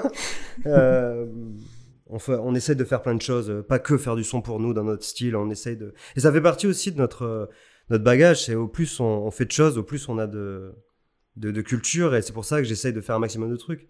Ok.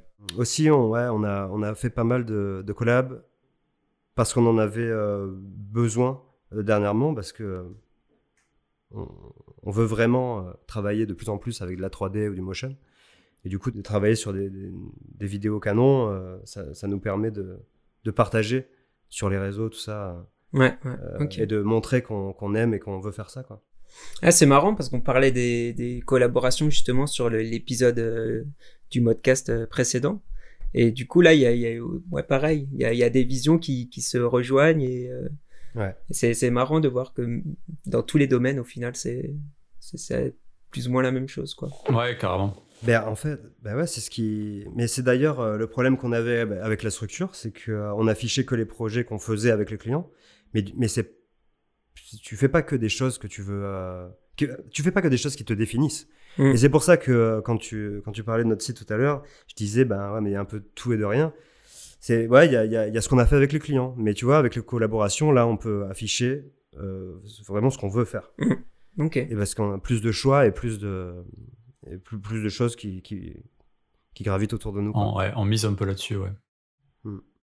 Sur déjà les compétences aussi que ça nous permet d'acquérir, parce que c'est toujours un peu des paysages sonores nouveaux qui sont à explorer, quoi. Donc déjà, on apprend des choses quotidiennement sur ce type de projet-là. Et en plus de ça, ouais, ça nous permet effectivement de gagner une visibilité, quoi, de dire bon, nous on aime bien faire ça, si vous aussi c'est le cas, si c'est vos univers à vous aussi, travaillons ensemble. Pas mal cette phrase aussi. Par exemple. Pas mal du tout. Tu auras deux choix pour finir ton épisode. D'ailleurs, ouais, en parlant d'évolution et d'apprentissage, j'imagine que de votre côté, vous m'arrêtez pareil si je dis une bêtise, mais ça s'arrête pas du tout au niveau technique. J'imagine la technique, elle reste stable, mais ça va être plus sur, quand on parlait avant des années 90, c'est comment adapter à ce style-là ou comment adapter à... Bah, ça va être les deux quand même. Hein. Ah, franchement, la technique, on s'arrête jamais d'apprendre. Ouais. Ouais, quand même. Ok. Ah ouais, Du coup, on t'arrête, hein, puisque tu as dit une bêtise. Ouais. Non, franchement, c'est fou. Moi, pendant le confinement, par exemple, où j'ai fait énormément de sons, j'ai appris des choses qui m'ont carrément permis de bosser avec de nouveaux artistes et je pouvais pas le faire avant, quoi. Ouais, carrément. Et de la même façon, moi, c'est quelque chose, je sais pas si c'est cool à dire, mais moi, je réécoute un projet que j'ai fait il y a 3 mois et je me dis, pourquoi j'ai fait ça comme ça, pourquoi j'ai fait... Ouais. Sans cesse, pour ma part en tout cas, je parle pas forcément au nom de Sylvain, mais je suis rarement pleinement satisfait de ce que j'ai fait. Alors, et je pense que quelque part, c'est quelque chose de bien. Ça veut dire que je vais trouver comment améliorer ça sur le projet d'après, apprendre une nouvelle technique pour upgrader un peu mon savoir, quoi. Ok. Alors, on s'attarde sur les détails aussi. Hein. Enfin, ce qui va choquer Vincent, ça va pas peut-être choquer que lui, mais on est très très pointilleux, donc vraiment, vu qu'on pousse la technique à fond, on s'arrête pas d'apprendre, quoi. C'est dingue. Et c'est vachement stimulant, c'est trop bien. Parce que du coup, ça va se traduire par quoi? Par des nouveaux effets, par des nouveaux... Une manière de bosser, quoi. C'est un process. La manière de bosser, ok. Bah tout, hein. Des nouveaux effets, non, je pense pas. Enfin, c'est pas des nouveaux outils, c'est des manières de défoncer le son. Ouais. C'est ça, ouais. C'est plus la manière d'aborder un projet, un mouvement, une image que juste collectionner des plugs et des effets et savoir les maîtriser, parce que on peut se noyer là-dedans. Il y en a tellement que il y a des choses à apprendre, et bon, des choses sans cesse aussi qui sont super cool, mais c'est plus, je pense, dans l'organisation d'un projet, dans la manière de l'aborder, dans la manière de faire sonner telle ou telle chose, quelquefois. Oui, c'est plus dans les sonorités, en fait, ce dont je parlais. Ouais. Mais après, enfin, dans tous les cas, on apprend toujours dans tous les domaines, mais ouais, dans les sonorités, il y a vraiment tellement de moyens d'arriver au même résultat ou pas, tu vois, c'est vachement...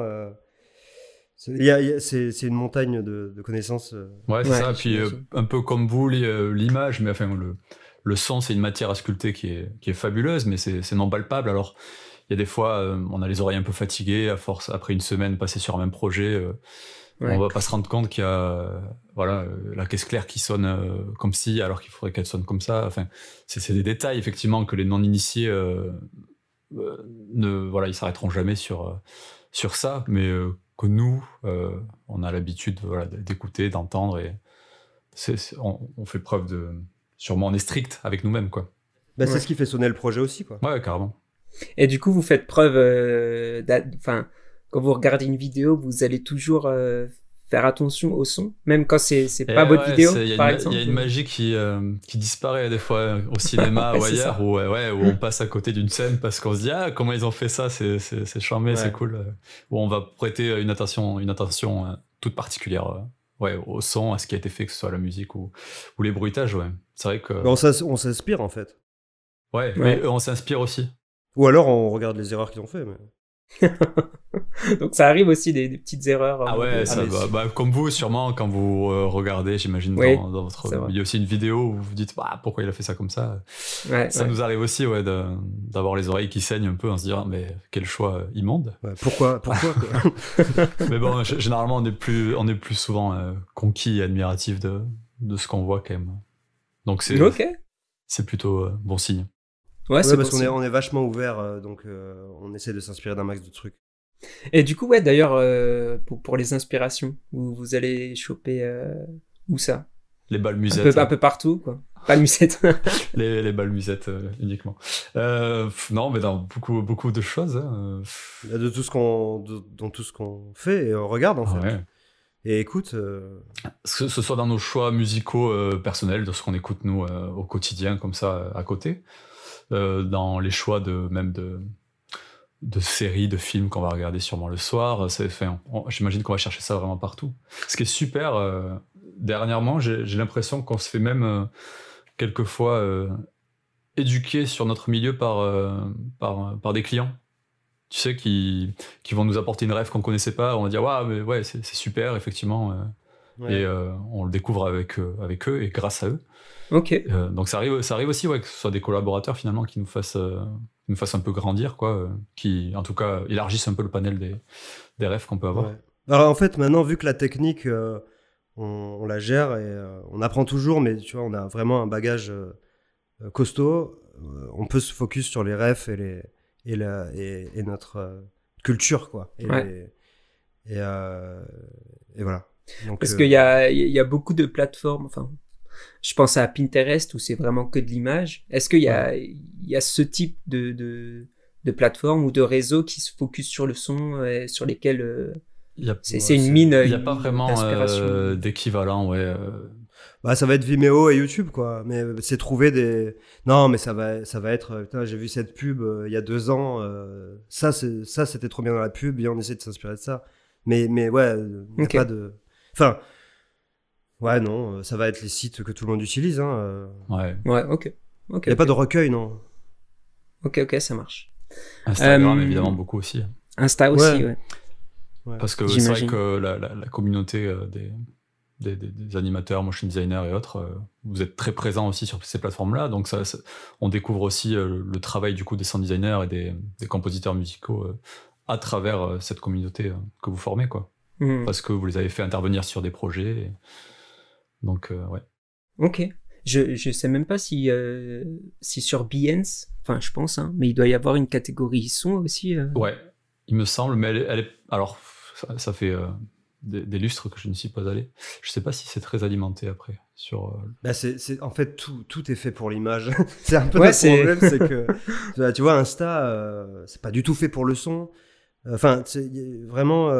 Ouais, c'est pour ça que je demandais un peu la question bête des inspirations, parce que nous, c'est... Enfin, nous, genre, gros guillemets, tu vois. Mais c'est vrai que ça va plus passer, ouais, par les séries, comme vous dites, ou par le cinéma, ou par les albums, les nouveaux albums qui sortent, ou des trucs comme ça. C'est pour ça que notre façon d'attaquer un projet avec un client, c'est de donner plusieurs thèmes, tu vois, plusieurs pistes. Avec 3 univers différents, par exemple, mais pour le même projet, hein, pour que ça fasse aussi office de ref et de montrer ce qu'on a en tête.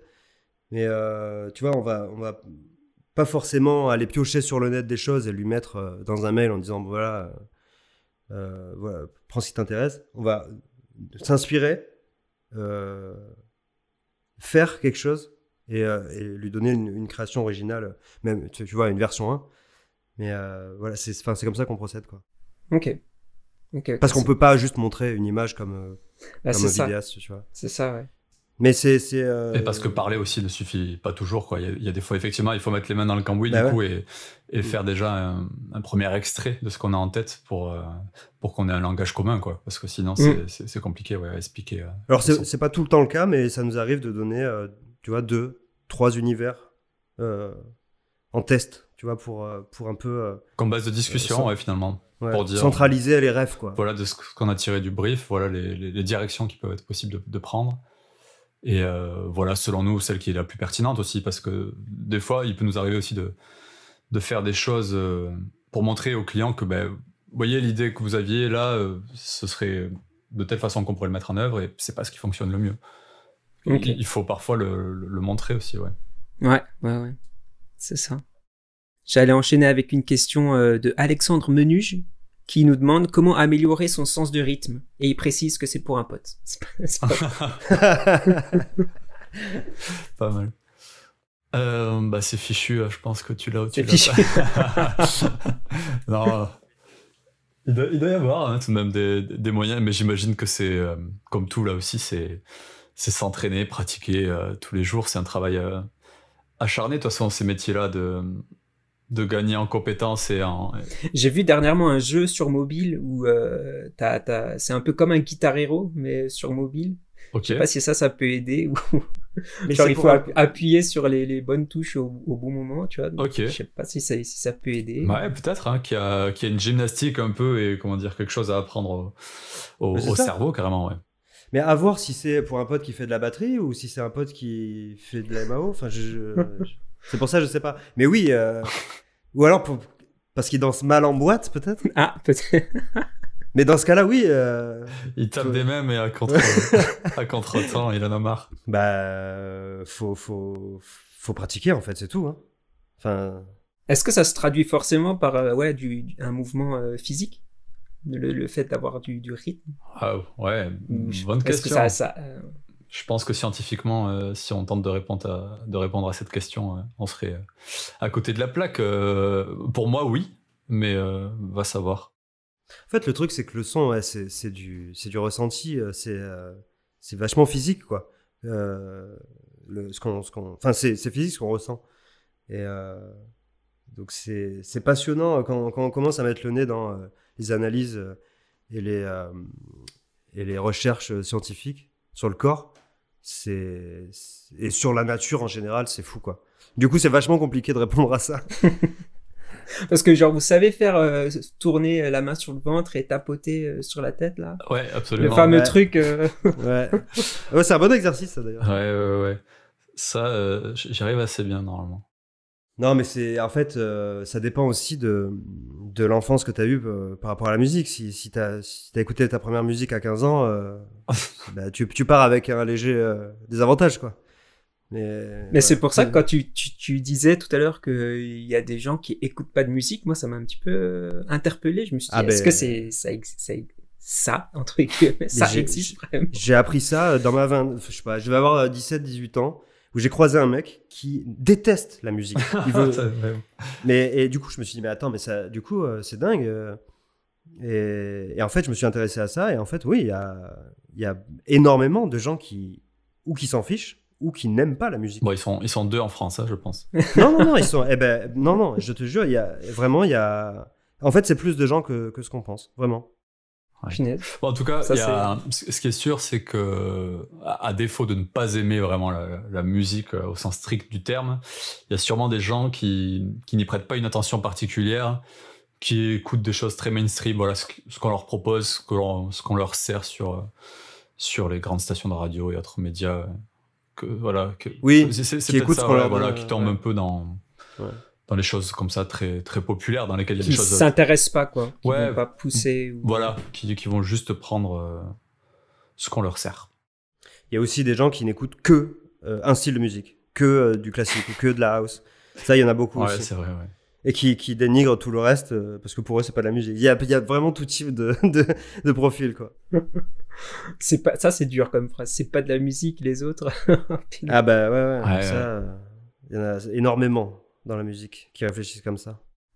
Et du coup, vous, votre style de musique, ça va être quoi, principalement? Bah ça change beaucoup, hein. Parce que vu qu'on s'inspire de tout, on écoute vraiment... Enfin, on a des passages de plusieurs mois sur un style, mais on va passer du tout au tout, tu vois. Ok. Ouais, Je sais ça pas. peut être très varié. Toi, Sylvain, c'est quand même plutôt électro, peut-être. Oui, c'est vrai, mais... Mais t'écoutes Mais d'autres en choses fait, aussi. non, quoi. parce que Ouais. je sais pas, moi. Je me tape des 2 mois à écouter que du classique et après que du hardcore, tu vois. Enfin, moi, franchement, en fait, quand je me suis mis à étudier dans le son, je me suis rendu compte que j'étais assez fermé et que j'avais mes styles et que je réfléchissais un peu. J'étais pas assez ouvert. Du coup, je me suis forcé à écouter des choses que je trouvais pas intéressantes. Et du coup, en me forçant un peu, mais c'est passé assez rapidement ce problème-là. Mais j'ai découvert des. Pierre Perret. C'est là que j'ai commencé à être bon. C'est parce que je pouvais m'inspirer de n'importe quoi et à apprécier n'importe quoi. Et du coup, au plus je m'ouvrais, au plus j'aimais m'ouvrir au son. Et du coup, maintenant, vraiment, je peux écouter de tout, quoi. C'est Ok. trop bien. Et c'est comme ça qu'il a suivi Laurie en tournée Ah ouais, tout un été. Non, mais bah, après, c'est pareil dans la vie, c'est pareil pour tout, quoi. Mais ouais, moi, j'écoute de tout, quoi, littéralement. Ok. Moi, je trouve ça. Enfin, moi, je pensais vraiment que jusqu'à il y a encore quelques jours, que la musique, il y aura pas de nouveau style de musique. Tu vois, c'était en mode. Ouais. Il y a du rap, du rock, de la variété, de la disco, et j'en oublie, tu vois. Mais je pensais pas qu'il pourrait y avoir de nouveaux courants, et je le vois surtout par le rap, en fait. Et je vois que il y a des courants dans le rap. Ah ouais. En fait, c'est des je m'attendais mélanges. pas, tu vois. Des branches, des sous-branches, il y a toujours des choses. C'est toujours des mélanges d'ailleurs. C'est toujours des mélanges. Ouais. Hein. Mais en fait, je pense que c'est l'électronique dans la musique. Enfin, maintenant, tout le monde peut faire du son chez lui. Donc en fait, ça crée des sous-branches, de sous-branches, de sous-branches qui émergent au bout d'un moment et ça crée des nouveaux sons. Ouais. Mais au final, ça reste que des mélanges. Maintenant, je sais pas si on peut dire qu'on invente des trucs. Enfin oui, ça reste une invention de mélanger deux choses qui sonnent bien ensemble. Ah ouais, Mais, carrément, si, il y a des choses quand même. Si, c'est une invention, t'as raison, ouais. Mais ouais, enfin bref, on peut tellement... Il y a tellement de gens qui font du son que maintenant, c'est cool. Et c'est cool et moins cool, parce que c'est pas cool pour les artistes qui veulent se lancer, parce que il y a énormément de monde dans le domaine, mais en même temps, c'est vachement inspirant, parce que du coup, tout le monde fait son son, et il y a plein de nouvelles choses tout le temps, quoi. Ouais, chacun a ses influences aussi qui sont diverses. Du coup, ouais. Ça fait un melting pot assez ouf au final. Et carrément. Ouais, d'ailleurs, pour nous, parce que, bon, à part si on fait des projets qui sont assez artistiques ou quoi, où là on peut faire ce qu'on veut, quand on bosse pour de la pub ou des choses qui sont vues par beaucoup de gens, ben, faut qu'on colle, tu vois, à une majorité de gens. Et du coup, nous, il faut qu'on s'inspire et qu'on reste connecté, parce que il faut qu'on soit actuel, il faut qu'on soit dans la mouvance, quoi. Du coup, c'est pour ça, nous, on s'inspire de tout, parce que on veut pas rester dans notre carcan, tu vois. Mais oui, c'est clair. En plus, quand on travaille le son, ouais, il faut, faut éduquer son oreille comme on éduque son œil pour tout à fait, pour l'image et tout ça, ouais. Donc, ok. Donc, vos projets un peu à venir là dans l'année. Donc, il y a Buddy qui devrait arriver courant été. Ouais, on espère le plus tôt possible, en effet. Le rebranding. Ouais. Cool. Et après, ça va être... on va avoir un travail aussi de réorganisation entre nous. On travaille notre image, notre branding et tout, mais ça implique aussi d'autres changements, tu vois, entre moi et Vincent. De manière de démarcher, de manière de communiquer, voilà. Ouais, c'est ça, ouais. Il va y avoir une nouvelle rigueur un peu à adopter vis-à-vis de beaucoup de choses, ouais, dont on manquait justement un peu jusqu'ici. Voilà. Ok. Et après les projets et les commandes diverses et variées, ouais, qui vont arriver, on l'espère aussi, ouais. Il y a des projets dans les tuyaux particulièrement excitants. Là actuellement, à vrai dire, on vient de sortir plutôt d'une période assez faste en termes de projets et de commandes. Okay. Où on a fait pas mal de choses, hein, des musiques pour des reels, qu'est-ce que j'ai fait moi de mon côté, la musique du spot pour les biennales de l'art contemporain de Lyon, avec Bokeh Productions à Grenoble. Il y a eu... Il y a eu plein de choses. Là, on s'est tapé 2 mois sans... Ouais, on était un peu sous l'eau. Mais et là, on a fait un truc un peu nouveau, c'est qu'on a fait des sons pour une appli. C'est un truc qui est en train de se lancer, c'est une startup, donc c'est pas... Ok. Elle n'est pas encore très connue, parce que c'est la version bêta pour l'instant de l'appli. Mais on a appris plein de trucs là, on s'est régalé. Mais oui, il y a des choses qui arrivent, mais je sais pas si je peux en parler à tout le monde. Ok, bon, on dit rien. Ouais. Ils iront checker. Ça énerverait un peu Spielberg, donc on va... Ah oui, non, faut pas le froisser. Mais ouais, on va faire on va recommencer à bosser avec une grosse marque avec qui on a bossé, mais je pense que je peux pas en parler là. Ok, trop bien. Bah, on a hâte de voir. C'est du sportswear? Ah non. Ok. Autant pour moi. C'est du transport. Ok. Ça marche. Est-ce que vous pouvez nous partager un peu une œuvre, que ce soit récente ou ancienne, un truc qui vous a marqué et qui vous a donné ou vous donne envie de vous dépasser un peu chaque jour? Une œuvre musicale d'un tiers, quelque chose qui nous inspire? Ouais.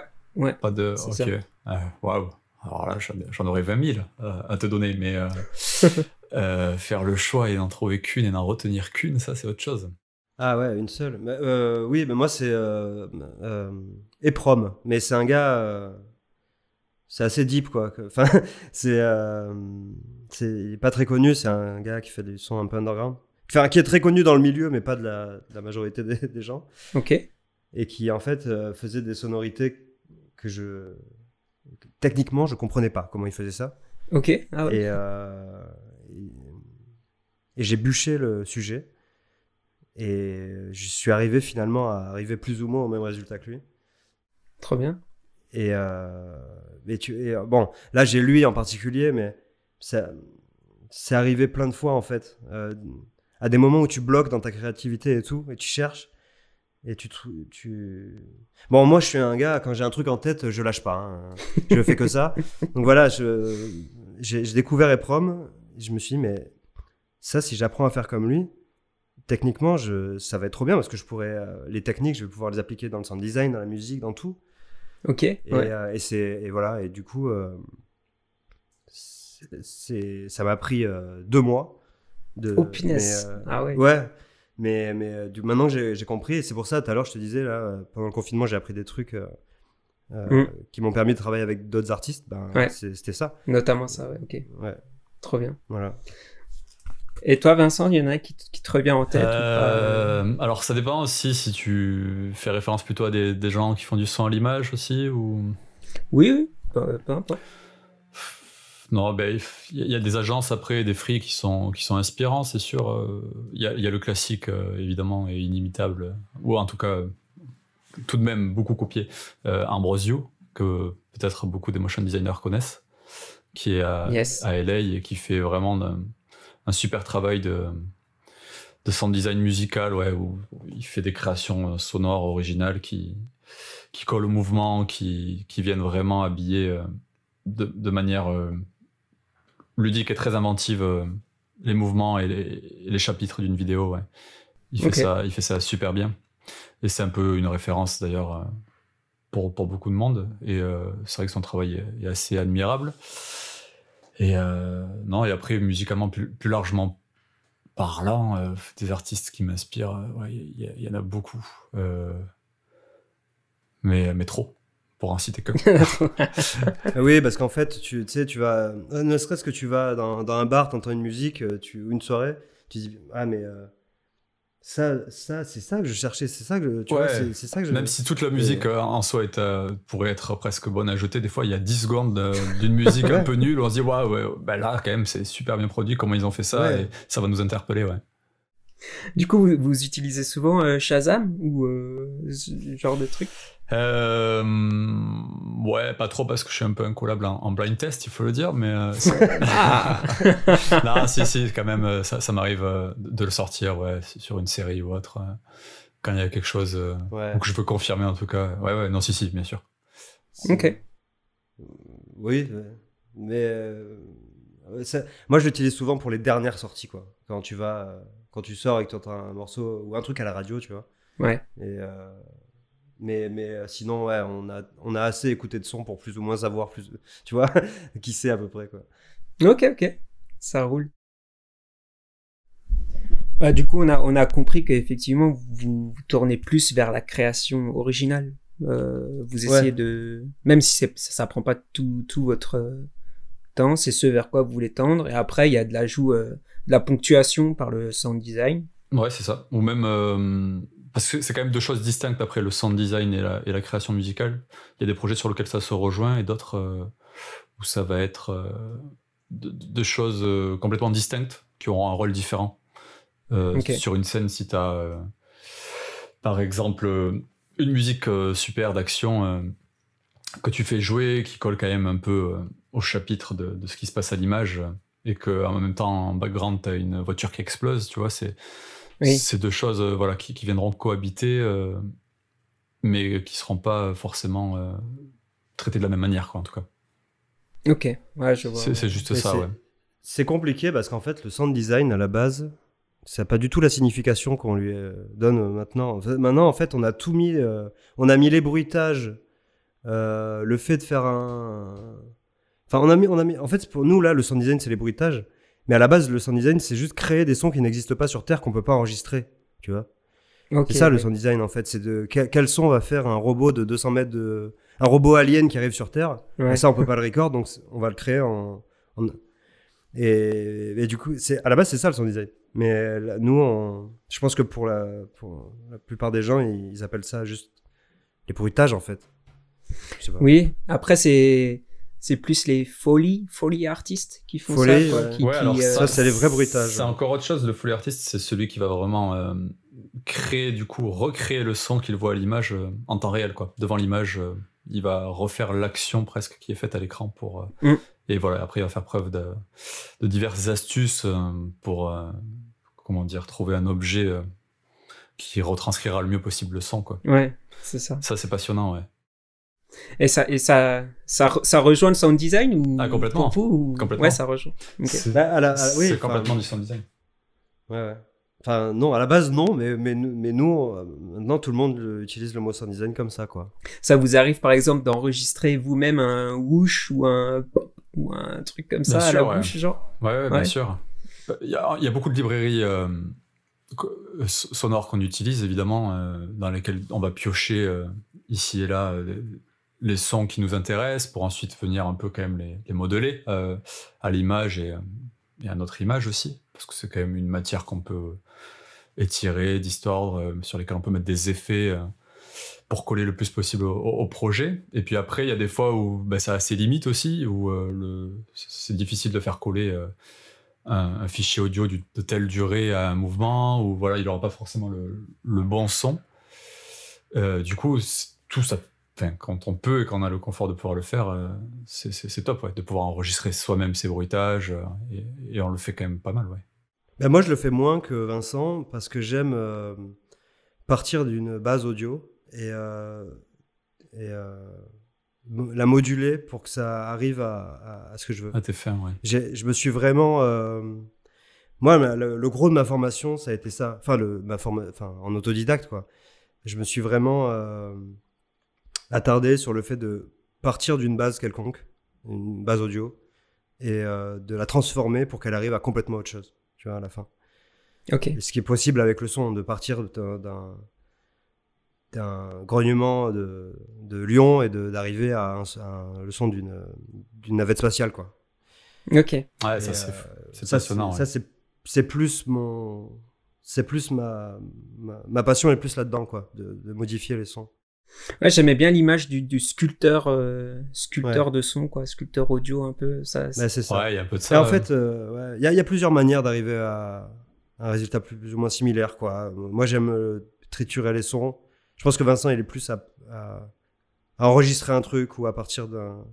Ça audio va clip, être les deux, évidemment, mais ouais, Ouais. je pense que pour des sons parfois plus simples d'un point de vue structure sonore, on gagne du temps, quoi, à enregistrer un son et à faire matcher sa durée avec ce qu'on voit à l'image, Ah oui, c'est sûr. plutôt que chercher, et ça peut être très chronophage, quoi, de se perdre dans les librairies sonores pour trouver ce qui convient, alors que quelquefois on a l'objet dans la cuisine ou sur le bureau, c'est on a ça. le micro qui est là, et il y a juste à écrire, voilà, Ouais. à appuyer sur record et c'est terminé, quoi. Mais ouais, tout le son après de superposition de sons, comme le dit Sylvain, il est passionnant, ouais. Si jamais, ouais, qui peut être super intéressant là-dessus, pour ceux que ça intéresse, sur le sound design un peu au cinéma, il y a toute la série Écoutez le cinéma sur Arte Radio. C'est Ok. des podcasts, une série de 4 podcasts, ouais, il me semble, si je me trompe pas, qui est passionnante, où on entend vraiment beaucoup d'ingé son et de sound designers parler de la façon dont ils ont abordé le son d'une scène, d'un film, ou qui en tout cas décrypte ce qui se passe dans un vieux classique. Et il y a trop bien. notamment Nicolas Becker qui est génial, qui est un Français qui a fait le son et les musiques d'ailleurs, même sur Premier Contact notamment. C'est lui qui a eu un Oscar Ok. aussi pour le son sur Sound of Metal. Je sais pas si tu vois ce film. Ah non, D'un ça, je connais pas. C'est un batteur qui devient qui devient sourd petit à petit. Ok. Et enfin bref, il y a toute une façon de traiter le film du coup de traiter le son dans le film qui est assez ouf. Enfin, en tout cas, voilà, ces podcasts-là sont super, ouais. C'est vachement intéressant le son sur de l'image parce que en fait on est obligé de feinter un peu le cerveau pour que le son soit agréable ou qu'il impacte. C'est-à-dire que si on met imaginons quelqu'un dans une scène qui pose qui lance un caillou par terre, si on enregistre ce son et qu'on le met directement dans la vidéo, ça va sonner nul. Tu vois, ça va sonner vraiment weak, et ça va pas impacter. Alors que si tu mets le son de quelqu'un qui éclate un rocher avec une batte, tu vois, je dis n'importe quoi, mais vraiment un son beaucoup plus fort. Okay. Là, la scène, elle va avoir du sens parce qu'on va ressentir le rocher. Et en fait, c'est intéressant de rechercher vraiment ce qui va faire fonctionner une scène. Ouais, c'est jouer un peu avec l'illusion aussi tout un travail d'illusion un peu du réel. Ouais. C'est pour ça que moi j'adore le sound design pour ça, c'est que je mets rarement en fait le vrai son sur une action. Je mets des sons beaucoup plus forts. Tu vois, pour quelqu'un qui tire avec un pistolet, le classique c'est de mettre un coup de tonnerre, tu vois, un coup de foudre derrière, pour que parce que ça fait réagir le corps, tu vois. Même si on l'entend pas vraiment parce que c'est assez fin, le corps sait que lui il a peur du tonnerre, ça va faire réagir le corps. Tu vois, il y a plein de techniques comme ça, c'est infini pour feinter le cerveau et pour vraiment rendre une action impactante. Et c'est assez dingue techniquement ce qu'on fait pour arriver à un résultat qui le public va trouver ça normal d'avoir ce son, tu vois. Mais au final, tu vois, c'est tout un travail de son parce que c'est jamais le vrai son, quoi. Sinon, ça fonctionnerait pas. Il me semble des os qui se cassent, c'est du chou, je crois, que tu broies. Du céleri beaucoup, ouais, c'est vrai. Ouais, du céleri, ouais. Bah, dans tout ce qui est zombie, tout ça, c'est des fruits, des légumes et des bruits de bouche. Les sons des zombies, très souvent dans les jeux vidéo, mais peut-être dans les films aussi. En fait, c'est des sons de cochons qui sont stretchés dans le temps, qui sont complètement déformés, ouais. Ouais, qui sont en fait un peu déformés. Mais il faut se dire qu'en vrai, c'est jamais le vrai son. Parce que sinon, le cerveau dirait, il est nul ce son. Ouais, c'est ça. Il est trop plat, quoi, ou je sais pas. Ouais, il est trop plat. Ouais, ou alors même d'inventer un univers sonore complètement de A à Z avec des sons qui n'ont jamais été entendus. Ça peut justement, du coup, venir capter l'attention et retenir l'attention. C'est toujours intéressant, du coup, de mettre un son un peu qui semble familier, du coup, pour qu'on croit, pour donner vraiment de la crédibilité à une scène. C'est ça. Il y a quelque chose, j'arrive pas à le distinguer vraiment, mais il y a quelque chose qui fait appel un peu à une sensation que je connais.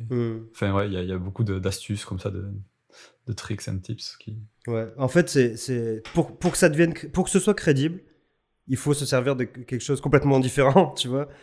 Comment ils ont fait pour trouver ce genre de truc au début, quoi? Comment en fait, quand tu cherches, hein, quand t'as une scène où t'as mis tous les bruitages bien, c'est les vrais bruitages, mais c'est pas impactant du tout. Tu cherches et à un moment donné, tu te dis ah ouais, mais c'est fou si je mets un son d'une explosion sur mes bruits de pas.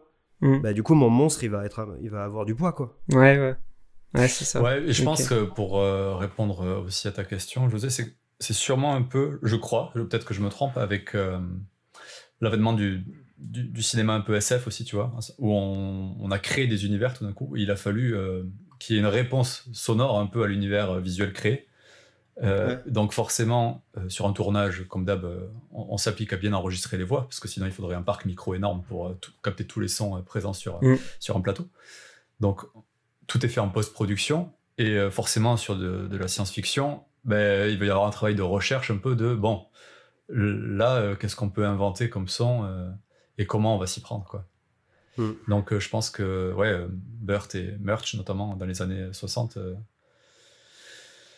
Par là, on doit être aux alentours de cette décennie-là. On a apporté beaucoup de choses dans la manière de créer des nouveaux sons et voilà, tout un process où on mélange des sons entre eux, où on prend des sons. Parce que bon, si on a un monstre à l'écran, forcément, on n'a pas le monstre dans le studio à qui on dit allez, prise 1, à toi. Il faut trouver une astuce quoi, avec le chien du voisin qui grogne pour faire vivre ce monstre-là, quoi. Donc, je pense que c'est un peu ça qui a donné naissance. C'est pour ça que c'est beaucoup de connaissances à intégrer le son, parce que c'est énormément d'astuces pour que ça sonne mieux. C'est infini, quoi. Ouais, il me semble aussi que dans Jurassic Park, le T-Rex, c'est aussi un mix un peu... ouais, certainement. Un peu... Ah, mais Godzilla, c'est une plaque en métal. Ah ouais, ok. Godzilla aussi, c'est lui, c'est une grosse plaque en métal qui racle sur du métal, tu vois. Ah, d'accord. Ouais, ça n'a pas de sens. En fait, si tu le fais chez toi, tu verras que justement, en fait, c'est un son qui dérange. Et c'est ce qu'on veut. Parce que ton monstre doit faire peur. Ben, on va prendre un son qui fait peur qui fait peur naturellement, tu vois, à l'humain, quoi. Ouais, c'était dans Dragon Ball, quand ils font leur aura, là, un peu vénère. Ça fait un genre de... Je saurais même pas le mimer, tu vois, mais je me suis toujours demandé comment ils avaient fait ce son-là. Vous voyez un peu le... Ouais, c'est vrai que dans l'animé aussi, il y a toujours... de toute façon, dans tout le milieu de l'endroit où naissent les images, où c'est pas de la prise de vue, où c'est des images captées, il y a toujours eu la nécessité, du coup, de créer des sons, ouais. Donc là, alors j'ai pas cette culture-là, moi, par contre. Et je vois pas le son dont tu parles, mais j'imagine qu'il y a eu un joli travail de fait aussi pour créer quelque chose de crédible, ouais. C'est ça, ouais.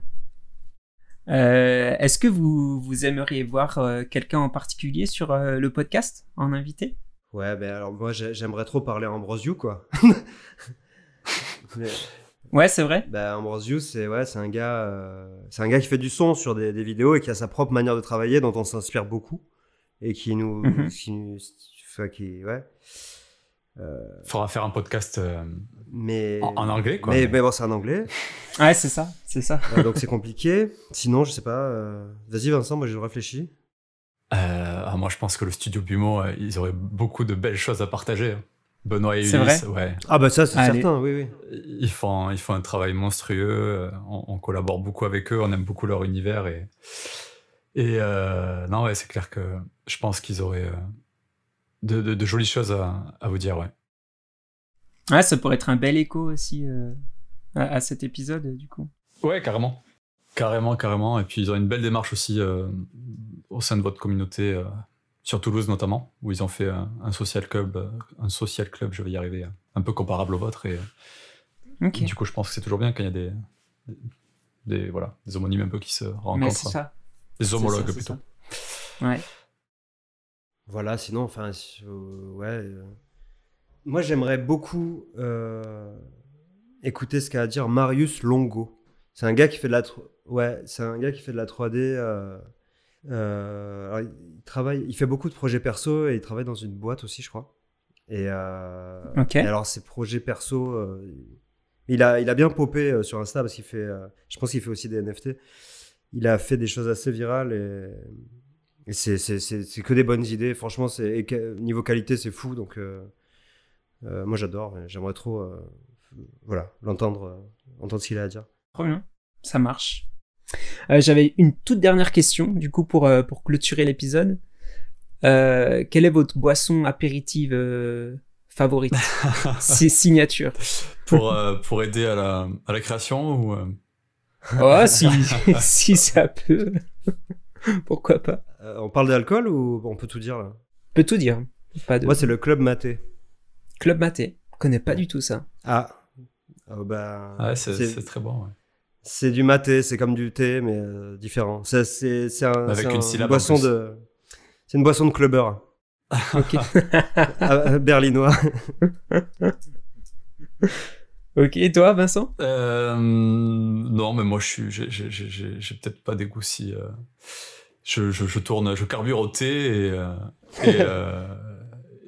et après, c'est plutôt la bière de soif, tu vois. Je suis un homme du peuple, tu vois. je bois la bière qui désaltère. Ouais. Voilà, c'est ça. Ok. Mais je vous conseille le Club Maté. Mais Club Maté. Allez, ok, on va essayer. Clairement. Top. Mais écoutez, merci beaucoup pour votre disponibilité. C'était trop stylé. Ouais, un grand merci à vous. C'était cool de partager ça avec vous pour une fois qu'on peut écouter des pauvres sound designers et compositeurs. Non, ouais, il y a beaucoup de Qu'on choses. nous donne un peu la parole, on en profite. Ouais. Mais nous, on en profite aussi de tout ça parce qu'il n'y a pas forcément de. Il y a beaucoup moins de contenu sur le son, quoi. Ouais, c'est clair. C'est clair. Et du coup, on profite des mouvements comme ça, de rassemblement de motion designers et tout pour pouvoir communiquer parce qu'il y a moins de. Le son crée moins d'émulsion. Et j'ai l'impression que c'est un métier un peu de l'ombre, quoi. C'est un peu un métier. Ouais. Complètement. On est déjà le dernier maillon de la chaîne, un peu, quoi. C'est d'ailleurs ce qu'on a essayé de casser dans notre processus de travail. Ce qu'on disait tout à l'heure. Ouais, carrément. Et en plus de ça, c'est vrai que vous avez, j'ai l'impression, le motion design, c'est une corporation super bienveillante en plus, quoi. Entre vous, il y a des événements et une bonne et une belle communication. Ouais, on essaye. C'est un métier passion, un peu comme vous, quoi. Donc, carrément, mais c'est vrai que je pense qu'on connaît moins d'acteurs finalement du sound design comme nous que vrai. vous devez connaître de motion design. Oui, c'est vrai. C'est vrai. Ah oui, même vous, entre vous, tu veux dire j'en connais évidemment, et il y en a dont j'admire le travail, mais je ne les côtoie pas comme vous pouvez certainement échanger et autres. C'est vrai que ça manque, ça, c'est quelque chose... Il y a des choses à faire et à construire encore chez nous. Les réseaux sont pas forcément faits pour ça, et du coup, ça crée aussi un manque de partage du son, parce que c'est difficile de partager, enfin de communiquer et de partager son, tu vois. Pas comme une image que tu peux mettre un peu partout, en fait. Tu peux pas mettre un son en logo, tu vois. Oui, donc tu vois, c'est compliqué d'afficher son son, ouais. Mais on essaye d'apprendre de tout ça et de casser ça pour être de plus en plus visible, mais c'est assez difficile, ouais. En tout cas, on découvrira tout ça à la sortie de Buddy cet été. J'ai trop hâte de découvrir. Ouais. Yes, on a hâte de le partager aussi avec vous, ouais, carrément. Ouais, là on est déjà visible sur notre Insta et sur le LinkedIn, la structure. Et, yes. Puis mettez-vous dessus, et puis courant de l'été, on va changer le nom. Je pense qu'on va rester sur les mêmes comptes. Donc si vous suivez, c'est intéressant. Ouais. Si vous suivez la structure sur n'importe quel réseau, vous aurez la continuité. Si tout d'un coup il y a un buddy dans vos contacts, pas d'inquiétude, c'est nous. C'est ça. Ouais, voilà. Enfin, on fera un opening. De toute façon, on mettra vos réseaux dans la description pour les curieux, ceux qui ne vous connaissent pas encore. Ouais. Parce que ça vaut le coup. Top. Merci beaucoup. Un grand merci à toi. C'était cool de partager tout ça. Ouais, carrément. Merci beaucoup. À bientôt en tout cas. Allez, à très vite. Merci salut, beaucoup. Salut. Ciao. Salut. Un grand merci à nos invités de nous avoir donné de leur temps et pour toutes les infos qu'ils nous ont partagées. N'hésitez pas à aller les suivre sur leurs réseaux. Quant à nous, retrouvez les apéros Motion Design sur tous les réseaux. Sur ce, je vous dis à bientôt et restez attentifs pour découvrir de nouveaux quotidiens et parcours de créatifs dans le prochain épisode du Modcast. À très vite.